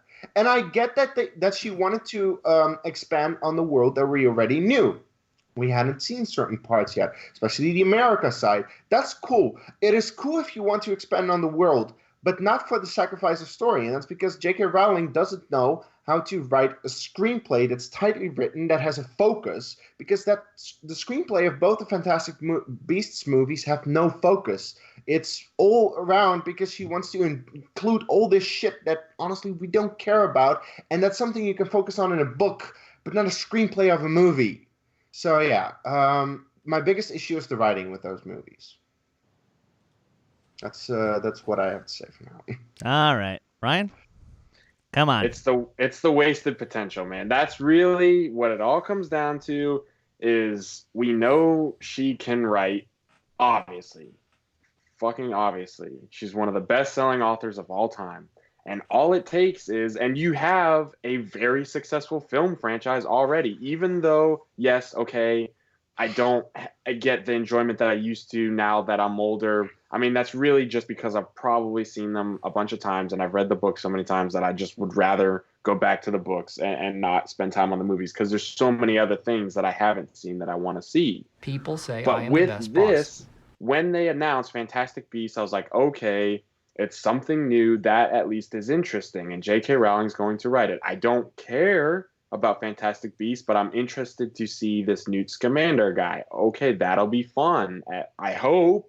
But really what it becomes instead is, like Kees is saying, this crappy CGI romp through both films where every time something is getting going, we cut to, hey, we got to go find an animal, and we got to track this guy down, and we got to see this special thing, and we got to see this different animal, and then this guy, and then we're going to go inside the suitcase and look at this animal and check out this one. Isn't this one cool? And this one. It's like Pokemon. This isn't fucking Pokemon. It's Harry Potter. All we need... Exactly. Catch 'em all! We don't need Pokemon in this universe. We don't need to sell more toys. You're rich enough, Warner Brothers / J.K. Rowling. You don't need to pander to the toy crowd. People will buy wands and shit anyway. You don't need to make stuffed animals out of this. Oh, I disagree on that one. Have you seen the box office returns for Justice League? Well, yeah, but that's one movie. And yes, there are others. I get that. But my point is, if you need Harry Potter, you should care more about making it good and less about how many things can be freaking shoehorned into it. And ultimately, yes, Kees is right. It comes down to the writing / directing, because David Yates has been around this block before. He knows what the hell he's doing. He knows how to make some of the best. He should know what he he's should doing. know. Right, you're right. I honestly think that Deathly Hallows Part 1, Part 2 are some of the best, if not, some people could make the argument, and some people do make the argument those are the best. I'm not really sure if I agree. I don't know. Doesn't really matter. The point is he's made good Harry Potter movies, but not these two. Because he's fine with going on this convoluted journey through characters' lives that we are never made to care for. The only time I cared about a character was Percival Graves, which is the Polyjuice Potion version with Colin Farrell of Grindelwald, which he was interesting because it's like, oh, cool, yeah, like what if in the 1920s you had to solve all these murders, but magical murders? Like, okay, that's cool, but then it devolves into this whole other thing where it's some kid who can't control his powers, and it's like, I feel like I've seen this 50 gajillion times before. Like, I don't know, it's like I just get so many vibes from so many different things. It's like, okay, it's a kid that's a nuclear bomb. That really wasn't as interesting as a dark wizard trying to murder people. That's way cooler to me, anyway. And then when you do reveal that it's stupid Johnny Depp, which fine, Johnny Depp has good movies, obviously. Otherwise, he wouldn't still be working today. Talk about, resting on the laurels of past success. When we were talking about Roland Emmerich, I mean, this guy, goodness freaking gracious. Like, when was the last time he turned in like a genuinely breathtaking, or that's not really a word, but like more like Black Mass. Black Mass, right. Yes. But Yoga hosers? Borderline. I don't know, man. I haven't seen that one. But I do think he is a good Grindelwald in The Crimes of Grindelwald. Good, but I think that personally, I would have preferred to see Colin Farrell in that role. I think that everything I've seen him in, he always gives way. I mean, even the freaking Total Recall remake, he was really good in. Like, if you can make exactly though, that movie is a fucking stinker, and he's still fun to watch at parts. Like, Colin Farrell's good in everything. That's what I'm getting at. Like, why would you take? And yes, Johnny Depp does. It's not like he totally just shits the bed in Crimes of Grindelwald. He gives a serviceable performance. But the story itself is so convoluted that it's pointless to even fucking do this shit. And all she had to do was, instead of trying to make it some Game of Thrones, Lord of the Rings, 50,000 characters all doing their own thing with no clear motivations, trying to get it all to fit together because you just like, if I take the jigsaw pieces and just shove them and mash them, eventually it'll be something. But it doesn't make any sense, the picture that she makes by shoving all this shit together. She knows how to write. She just needs a co-writer or someone to step in and say, hey, JK, you're not... Bring back Steve Kloves. Yeah, fucking go for it. Somebody to say, look, you can't make everything you want to make. And maybe there are people that are trying to do that. All I know is the final product, and the final product is not satisfactory, mainly because you're trying to do so much that doesn't make any sense, because by the time you get to the end of Crimes of Grindelwald, you're like, what the hell did I just watch? It's not even that interesting. And I'm not going to give out spoilers, but literally some of the most annoying freaking, oh my gosh, like if you want to ruin 7 books worth of incredible world building and storytelling, right the end of the Crimes of Grindelwald, having to do with Credence. Credence and Credence and another thing that is very beloved in the franchise that has wings, and it's just like fucking annoying. It is literally shitting all over 7 books worth of knowledge and lore, and it's just like, you thought you loved these characters? Well, fuck you. We're gonna make you hate them. And then oh my gosh, dude! It's kind of what the prequels did, where it's kind of a little bit like what the prequels did at times. Like they, for no good reason, tied shit together that didn't need to be tied together, simply for the sake of either fan service or I don't know why. No, you're right. You're right. Anyway. Yeah.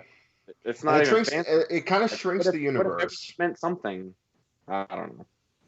It's just really, really weak. It's honestly so weak because she's just sitting back and saying, I know I can make people happy, because it's like, oh, would you look at that? Oh, would you look at that? And it's like, no, don't do that. Just make something complete. It's called Wizarding World, but you're not making a Wizarding World. You're making a Wizarding fucking country. Like, it's not even that. Like, it's just like all takes place in the same shit that we already know, with a couple little things added on the fringe. It's funny how the universe is shrinking despite the fact that we are outside of England. Exactly.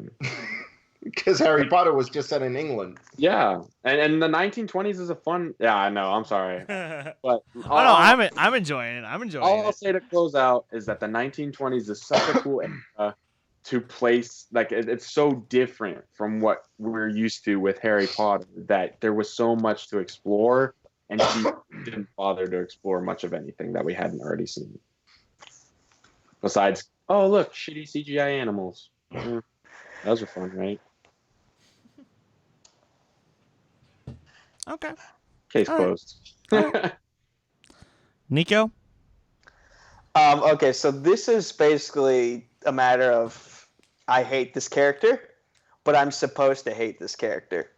I want to punch Dolores Umbridge right in the face. Everyone does. I like it. I'm proud of you. Yeah. What separates her? Well, hold on. Okay. Nico, she's a worked shoot. What? I don't know if you understand fully what a work shoot is, but I'm being a smartass, Nico. Okay. Okay, I get what you were referencing. But it still had to take a little bit seriously. But a showdown reaction where I made a complete ass out of myself. Don't worry about it. Okay. Basically, what separates her from characters like Grindelwald and why am Voldemort. Voldemort. How was I forgetting that name? Sorry, I had a brain fart. He shall not be named, bro. Come on. But basically, what separates her from those two characters is those two characters, they ended lives, but Dolores Umbridge, she ruined lives and made you live the worst life possible. Like, she brainwashed children. She ruined their education by sabotaging it. She abused the children in the school. Because deep down, they deserve to be punished. For what? For what? Because like they were telling the truth, and I think she knew it too, and she just didn't want it getting out, so she abused them into lying to themselves and to everybody else. She ruined lives for the sake of her own power, and there's nothing. And we deal with that enough in real life. So in my mind, I'm just envisioning her being like the latest pharmaceutical executive that laid off a bunch of people so they could give themselves a $10 million raise. And it's those types of people that are just the absolute fucking worst. And she is the absolute fucking worst. And I'm very glad that she got her just desserts at the end of that movie. And then at the end of Deathly Hallows Part 2 when Voldemort was, spoiler alert, defeated. But yeah, like basically I'm supposed to hate her and job well done. Because job well done and writing a great villain. Yeah. All right. Give it the full send, Chris. Ladies and gentlemen. Top 5. I've seen roughly 90 some films from the year 2005. A lot of them were good, but there was also a lot of crap, to be fair. Revenge of the Sith. I'm just kidding. Ryan, actually, if it makes you feel better, that movie barely cracks my top 10. Goblet of Fire is better. I wanted to see that face. That's why. He's like, you motherfucker. He's already about to go on a rant. You're just egging him on. Yeah. Yeah. So, now Grant, I have not seen Fantastic Beasts, The Crimes of Grindelwald, and I barely remember where to find them. Because, you know what? I was in a pissed off mood when I saw it in the theater, and I just didn't think anything of it, and I just walked out. I was like, fine, cool, whatever. How in the fuck does anybody defend Goblet of Fire? Dear fucking Christ! Okay, sure, you can say certain moments like the graveyard sequence. That's great. That's cool. Mad-Eye Moody, you know what? Again, Brendan Gleeson, he rarely gives a bad performance. I 100% have to give you that. But oh my god! Every single interaction between Harry and Ron is just fucking the worst. They're so annoying. They're just so, oh, well, you're just a tosser. Oh, well, you're just a tosser. Oh, well, you're just a tosser. And oh my god, you are the worst. And it's like Rupert Grint and Daniel Radcliffe clearly actually hate each other when they were trying to shoot this movie. That's the only reason that I can excuse why they were such pains in the ass during this movie. The Triwizard Tournament? Oh my god. Oh my god. I've been told by so many people that it's actually way more exciting in the books, and I 100% believe it, because in the movie, it just comes off as dull, generic, and bland as shit. Now, the director of the movie, Mike Newell, he's actually done a fair amount of films, including the classic 4 Weddings and a Funeral, which I actually think is one of the more charming rom-coms of the 90s. I think it's actually really good. But where the fuck was that guy when he was trying to make this fucking movie? Oh, and... okay. If you're gonna cast one of the most charming actors of all time, David Tennant, in a very important role, how about you actually give him something to fucking do in your fucking movie, rather than just have one line where he stands up and he has to run out the door, but then, oh, he gets caught and just, hello, father! What the fuck are you doing? Now, let's talk about a little movie from 2009. Called Harry Potter and the Half-Blood Prince. Or as I would call it, Harry Potter and the Green Shits. Because literally, this movie is soaked in so much fucking green. I wanted to tell me how I can find the rainbow connection. What the actual fuck? Like To make matters worse, this is the movie out of all the Harry Potter movies that's nominated for cinematography. How? He does have. It is a really good cinematographer, but just not in this instance. Is But only... the lighting is off. The focus is off. Yeah. Every You're single right. fucking thing about this movie is off.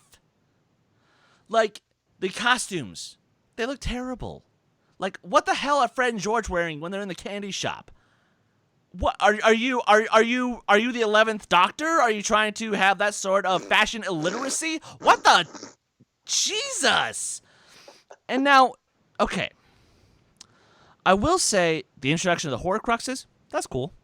That's a cool idea because, you know, you gotta set up how we're supposed to actually defeat Voldemort. Fair enough, cool. But then we're also supposed to just flat out accept the fact that Snape is just gonna kill Dumbledore without question, even though, yes, Deathly Hallows Part 2 sort of redeems this scene. Deathly Hallows explains it. It explains it. But at the time, what were we supposed to think? Oh my god, Snape, you are the worst. Just go fuck off and die. Oh wait, he does 2 movies later. And then, of course, then we're all like, oh, he was so complex and it was so beautiful and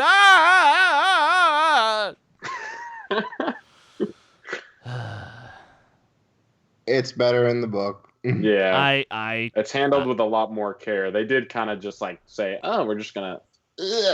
There you have it. Yeah, okay. I can certainly see your issues with Half-Blood Prince. I don't have them because I did read the book before seeing the movie, and that's why I didn't have that much of an issue. And I think I might have read Deathly Hallows Part 1. Yeah, I did read Deathly Hallows as well, so I already knew about it. So that's why I don't have that issue. Fair enough. And speaking of Deathly Hallows Part 1, my god, that movie is boring. Because No, now it's we not. have the boring drama shit from Goblet of Fire. Now it's amped up to 11 because Hermione's in the mix. And what, now we're starting to do a sudden fucking love triangle out of nowhere? What the fuck? This turned into Pearl Harbor? Jesus fucking Christ! What are we doing? Movie! Don't do this! But okay. Last little piece. I promise. Last little thing. This is just. It's just No, this is seeing that. entertaining It's as just shit. seeing that bugs me. The fact that Mad-Eye Moody dies off screen. We don't get to see him die. Yeah, that fucking sucks. True. No, you're right. Hedwig goes out with as minimal decency and respect to the character as you can possibly get, fuck you. And actually now off to part 2 for just 2 seconds. I actually really like that movie. I really love part 2. But again, we see so many characters who just die. We don't see them die. They're just dead already. That's because they were killed off in the book, and they kind of needed to include that, but you can't include it because the movie's already long enough. But we could have Avengers Endgamed this bitch and made it a 3-hour film where we show Nymphadora Tonks and Professor Lupin dying. We could have shown fucking okay, hold on. Fred. Yeah. Yes. Yeah. We could have shown Fred dying. Like maybe he died when he sacrificed himself for George or something. I don't know. Because again, haven't read the books, so I don't know how exactly he died. But I would have loved to have seen that. It's actually like really heart-wrenching in the book. So I just want to say I do share that disappointment that it didn't make its way into the film. Weren't they all disguised as Harry at that time? Not when. You're thinking of the wrong scene. He's talking about Deathly Hallows Part 2, where Fred is confirmed dead at the Battle of Hogwarts.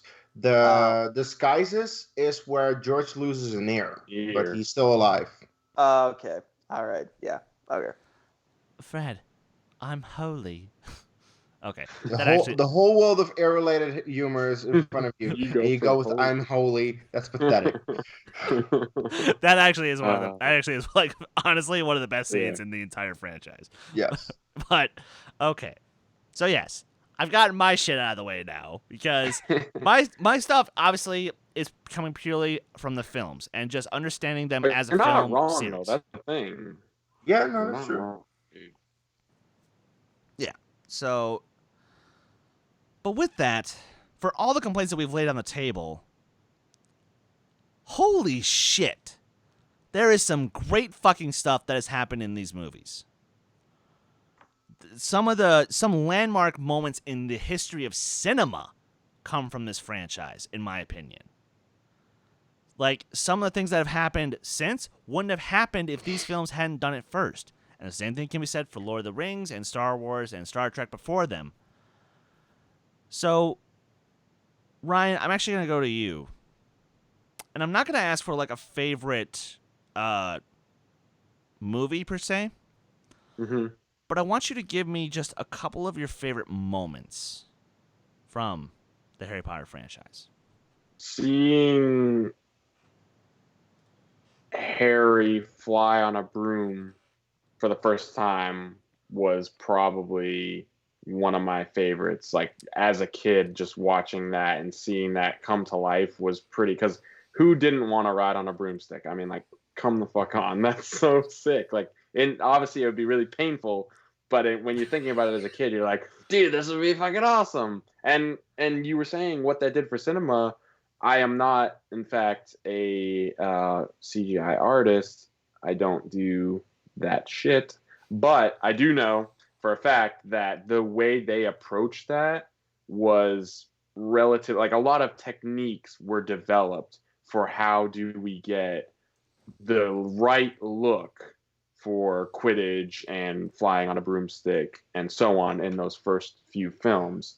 And so that was really big for me, seeing that, because I really it was like all your childhood dreams coming true to see that actually happen. Another would just be Hedwig's theme, and you kind of brought it up. You literally have like the most well-known part of Harry Potter as far as the films is just that sound, those notes, and you don't even get Hedwig her due when she dies. Like, it's called fucking Hedwig's theme. Like, come on, dude. Like, oh, okay. But in fact, everyone says that is the theme of Harry Potter, and while it's not essentially officially, it is. I agree with that. I think it is. might as well be, yeah. Well, the thing is, it is the theme you think of when you say Harry Potter music. So good for John Williams. Those first three scores are just unfucking believable. And then the final thing I'll say is I really do appreciate how the characters grew over the years. And it's hard to start out with child actors and expect them to make it all the way through. And while they may not have always been the most reliable in every situation, again, they were just child actors. They were just learning as they went and growing up. I mean, Daniel Radcliffe and Emma Watson still make good movies. Rupert Grint is, I don't know. He's the weakest out of the three. Yeah, he's the weakest out of three, and also I think he suffers from Ron Weasley syndrome anyway. I mean, he doesn't have quite what the other two have. Like, they're just a little bit better in every aspect. But the three of them together on screen, to me, were enjoyable the whole way. I do kind of agree with what you're saying, Chris, in Goblet of Fire with the relationships.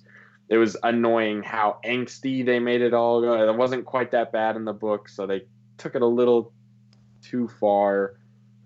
But just, oh my goodness, when you get to the end of those movies, I really do feel the emotions of like how far these actors have come and how far these characters have come. And it's pretty freaking amazing when you look at that journey all together. So those are some of the best nice things I can say about the Harry Potter movies. Fair which I enough. still enjoy. I don't hate them. Like I said, I don't hate them. I just neutral on them. Fair enough. Nico, give me like 2 or 3 favorite moments. One of them would definitely have to be the scene with Harry had just rescued himself in the Prisoner of Azkaban, and he, Hermione, and Sirius Black are flying on the back of Buckbeak through the night sky. Like, in terms of cinematography alone, it's a beautiful sight to see. But then you also think about like the emotional weight to it. Like, granted, it's moonlight, not sunset, but that's kind of like they're flying off into the sunset moment. Harry with someone who's actually like a father to him, and also, here's my best friend that I'll end up having a fling with for a few seconds later on in the future, and then that won't amount to anything later on. I'm just saying that to piss Chris off. But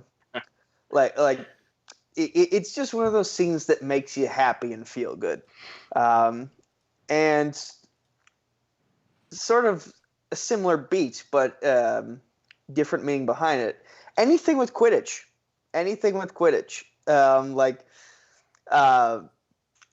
EA Games, the Quidditch World, the Quidditch World Cup game. Great game. Was one of my favorite things to play on the GameCube back when I was younger. I haven't played that game in a long ass time, but it was always fun. And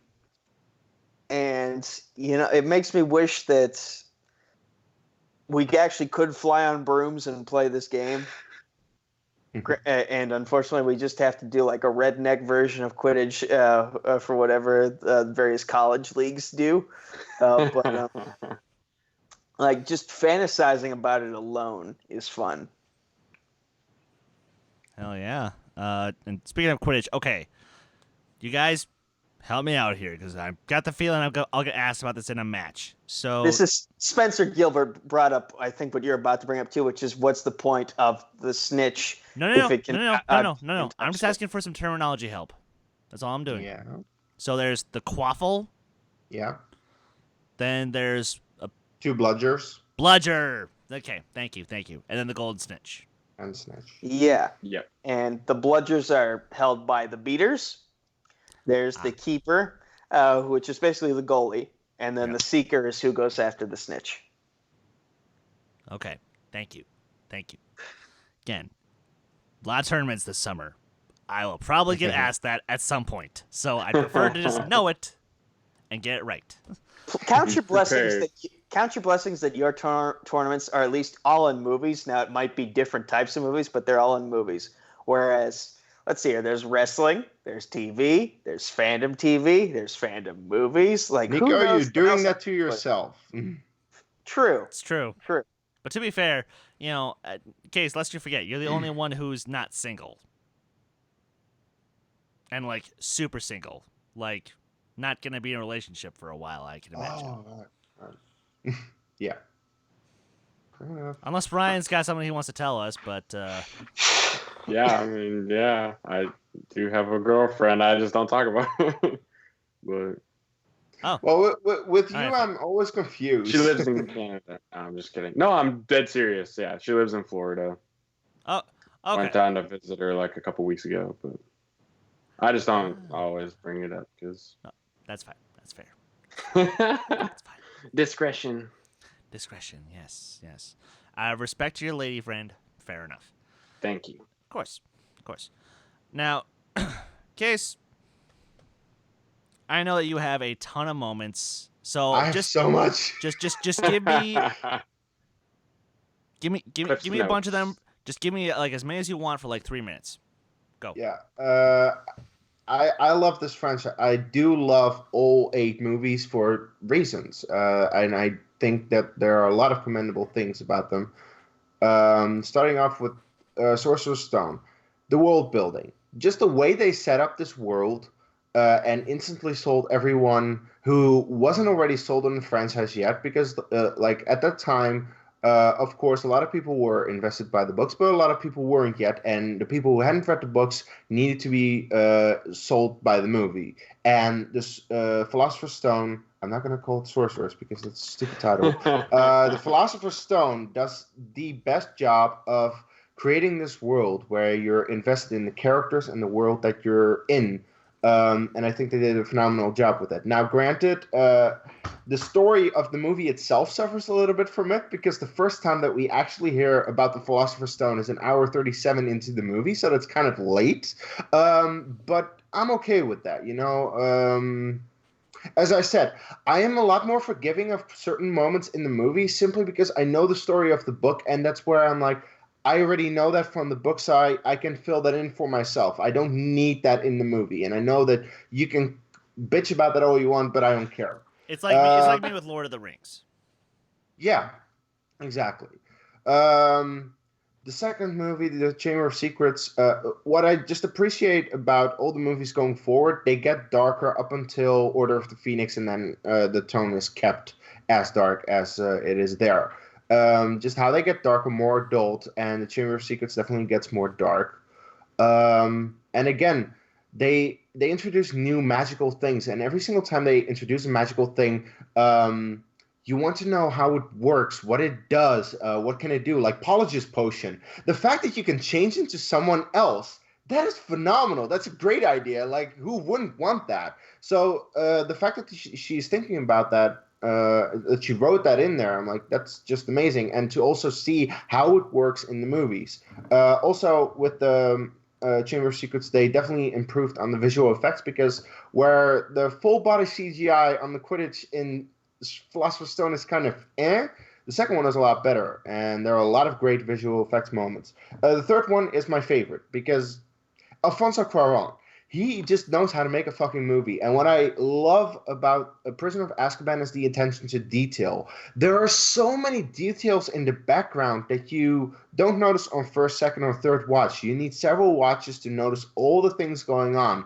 Like, there are a couple of really funny moments. Like, for example, when Harry gets out of his room in Diagon Alley, and you have him on the right, but on the left you have the housekeeper who's like, housekeeping, boo, I'll come back later. And then you have Harry come out. And it's like those moments that he, well, of course, cinematography in that movie is just great, but you have a lot of moments where the camera is backed up and you see what is the main focus, but something is going on in the background that's like, that is really cool, and that's a nice little magical touch. And again, it introduces some new magical elements. It introduces a new character, Sirius Black, who then the next 2 movies kind of completely butcher compared to the books, but okay. Goblet of Fire. You may hate a lot of things about it, but the graveyard scene is fucking phenomenal. The casting of Ralph Fiennes as Voldemort is fucking So phenomenal. good, dude. He is so good. Yeah. The way that he just embodies him in that graveyard scene alone is just so good. So yes, you have to get through the first and second act, but when you get to the third act, it's like so cool. And some of the best acting in that movie when Cedric comes back dead and his father reacts. Like, that just breaks my heart every time. The father of Cedric Diggory, Amos Diggory, reacting to his death franchises, like from the book, that I'm like The book is for example, huge. yeah, it's the biggest book. It's the shortest movie. What? And what? it's mostly the serious back stuff, and the serious back stuff with Harry in the book is so much bigger and more emotional. I remember crying when we got to the point where he dies in the book, and in the movie I'm watching and I'm like, oh no, serious. I don't care as much. Talk about wasting Gary Oldman, like goodness Yeah. gracious. And also that is due to the fact that he's hardly in Goblet of Fire, the movie, but he's a lot more in the book. Like, I believe he's only in the fireplace scene in the movie of Goblet of Fire. Yeah, that kind Which of. is another really cool effect, though. Talking about special effects in these movies. That's true. That's very true. But what is really cool about Order of the Phoenix is, once again, the fight at the end.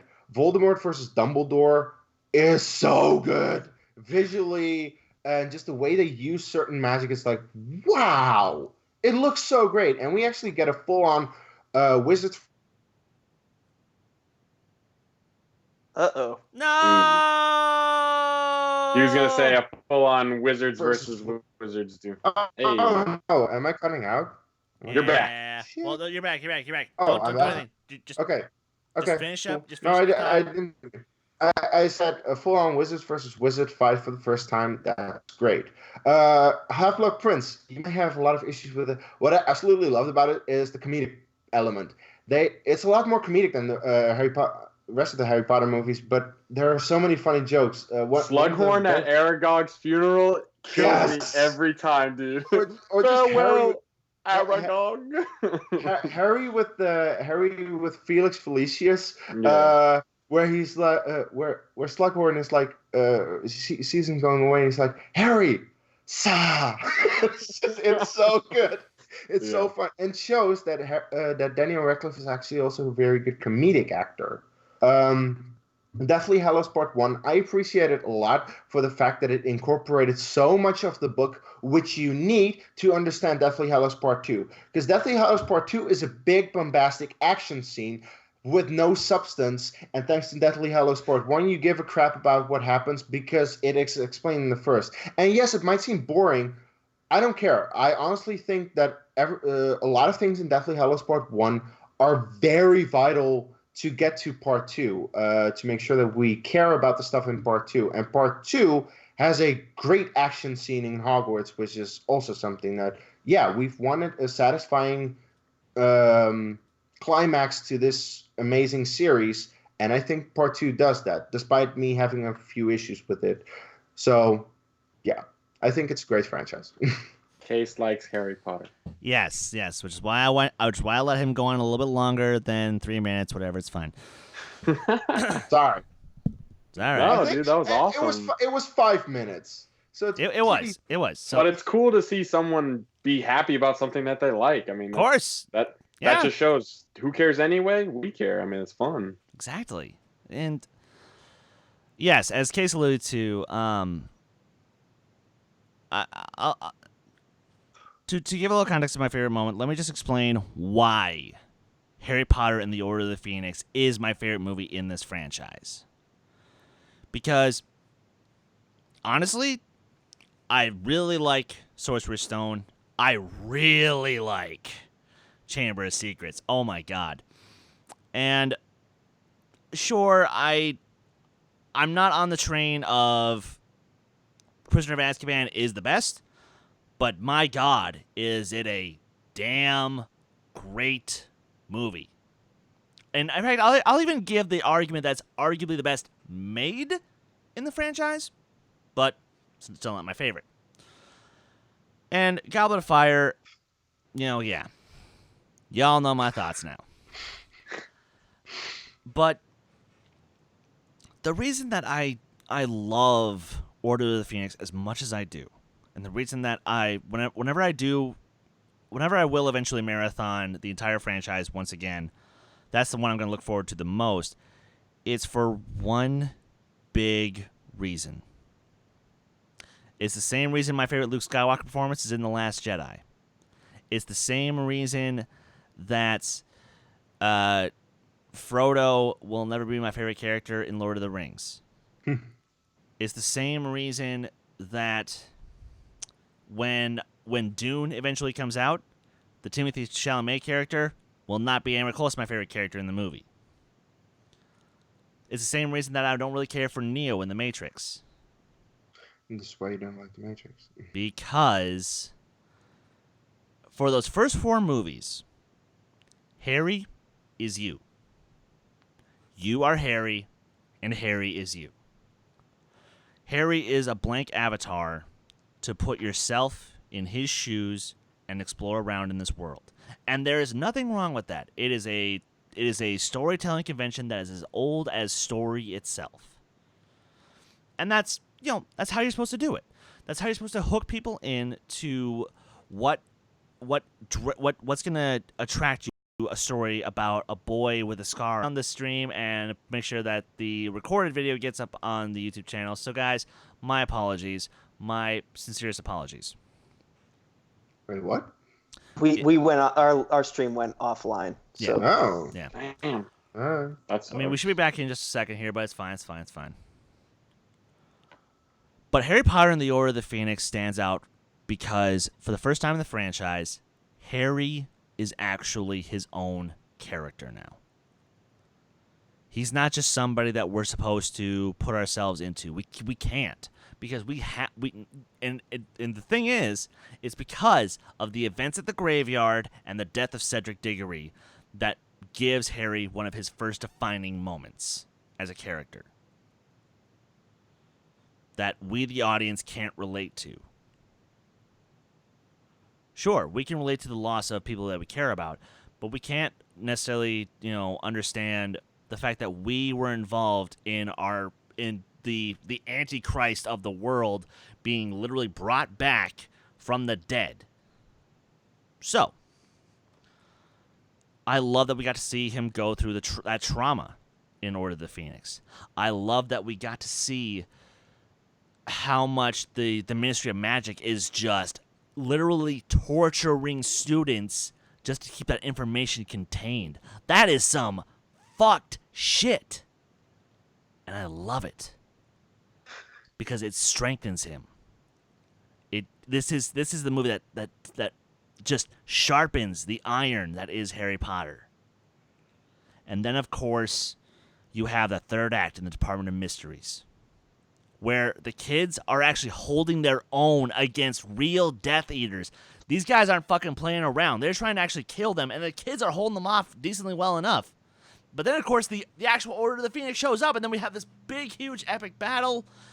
And, and again, now, this is where Kees and I differ a little bit on the death of Sirius Black. Because my only exposure to Sirius was through the movies, and I had seen Prisoner of Azkaban, 10, 20 times by the time I finally saw Order of the Phoenix, I was very close with Gary Oldman because we never got enough time with him. That's why it ripped my heart out, especially in the scene at The station, King's Cross? No, the house. Oh, Grimmauld Place. Grimmauld Place. Yeah, thank you, Grimmauld Place.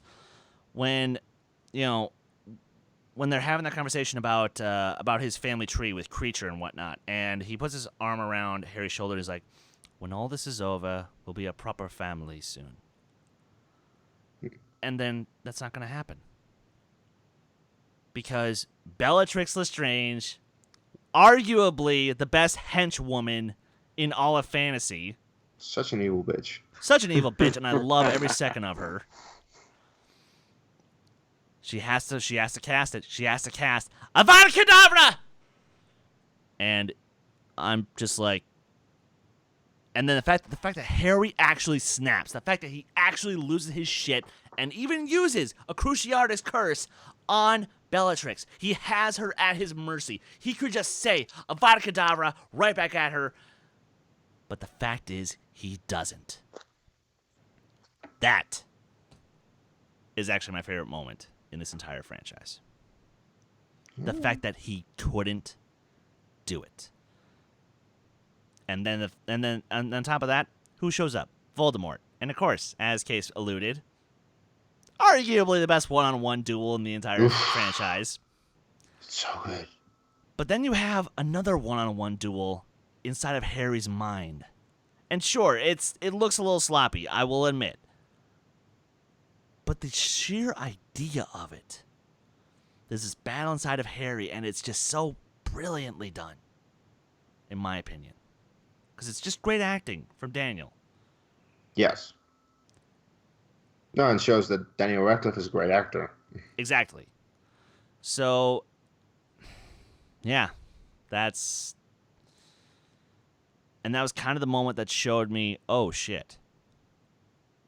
Again, I can't relate to him because I don't have that kind of struggle in myself. So now, I find Harry Potter compelling. Hence, why as of that moment, I was truly in love with the franchise. Good points, man. It is a good one. I think it's a good one. All right. So, with that, guys, thank you so much for tuning in this week's episode of the Who Cares Anyway podcast. To all of the audio listeners, thank you so effing much. Every single one of you, please make sure that you rate and review the show, whether it's on iTunes, Spotify, Sticher, wherever you were getting this show. I would greatly appreciate the feedback. To everybody on YouTube, you guys are all effing awesome. To all of our Twitter followers and Facebook followers, you guys are all awesome too. And guys, as I mentioned last week, next week on the show, we will be joined by Mr. Black Man from the Schmodown himself, Winston Marshall, star of the new Disney Channel original series, Sydney to the Max, to talk about the show and talk about what else is going on with him. And until then, Kees, where can the good folks find you online? At Dutch Movie Guy on Twitter, Kees Cornelisse on Facebook and Letterboxd, and check out our reaction to Olaf Schmodown Collision Part 3. It is a long one. It's 4 matches, but 4 really good matches. So check that out. We actually uploaded that just before the show went live. So if you haven't gotten a chance to check it out after or tomorrow when you have time. Exactly. Nico. Facebook, Twitter, YouTube at Nico Suave Regoli, or just Nico Suave with 4 random meaningless numbers on Discord. Combat Wrestling Trivia on Facebook, Combat Wrestling Network on YouTube, at Combat Wrestling, the number 2 on Twitter. Multiplex Entertainment, we were off this week, but Zaddy Smith and I still do have a show called Crisis on Earthplex every Tuesday evening. Hopefully we can not get canceled before Comic-Con, which is when all the big news will be happening. Let's see here. Right here on Dedicated to Art and all the places Kees just said and Chris will say. And Rolling Crits, there's an entire text chain of things going wrong in terms of editing the first episode, which we still have not gotten up anywhere. When it does finally get finished, I will let you know where to find it, but it's been a train wreck so far getting Rolling Crits off the ground. But, yeah, stay tuned for when things finally get better for us. Sounds good. Ryan. What you're telling me is you're having a hard time getting Rolling Crits rolling. That's what. You guys can find me on Twitter at Clan McLellan. That's Clan McLellan. And tomorrow, the next episode of Downtown Dissection drops. Chris Dohmen and I, you might know him. We sit down to talk new singles by Killswitch Engage. Oh, that douchebag? And Slipknot. Yes, that douchebag, ladies and gentlemen. That douchebag. And it was a lot of fun, so go check that out tomorrow at noon. Yes, thank you for reminding me. I still have to send you my audio. I am so sorry, Ryan. I will send it to you literally as soon as we're done rolling. I will send it to you. I will send it to you right as soon as we're done rolling. But until then, you guys can follow me on Twitter, Instagram, Stardust, Letterboxd, and Discord at Skywalker Dohmen. You guys can follow this very channel on Twitter and Instagram at D2H Channel. Please like our Facebook page. Yeah, as we mentioned, Schmodown reactions, Downtown Dissection, and I know I mentioned this a while back, but yes, when Stranger Things 3 drops, Ryan and I will be doing recap videos for the entire season, and I am so fucking stoked. But guys, until then, you know what to do. Take care! Yeah.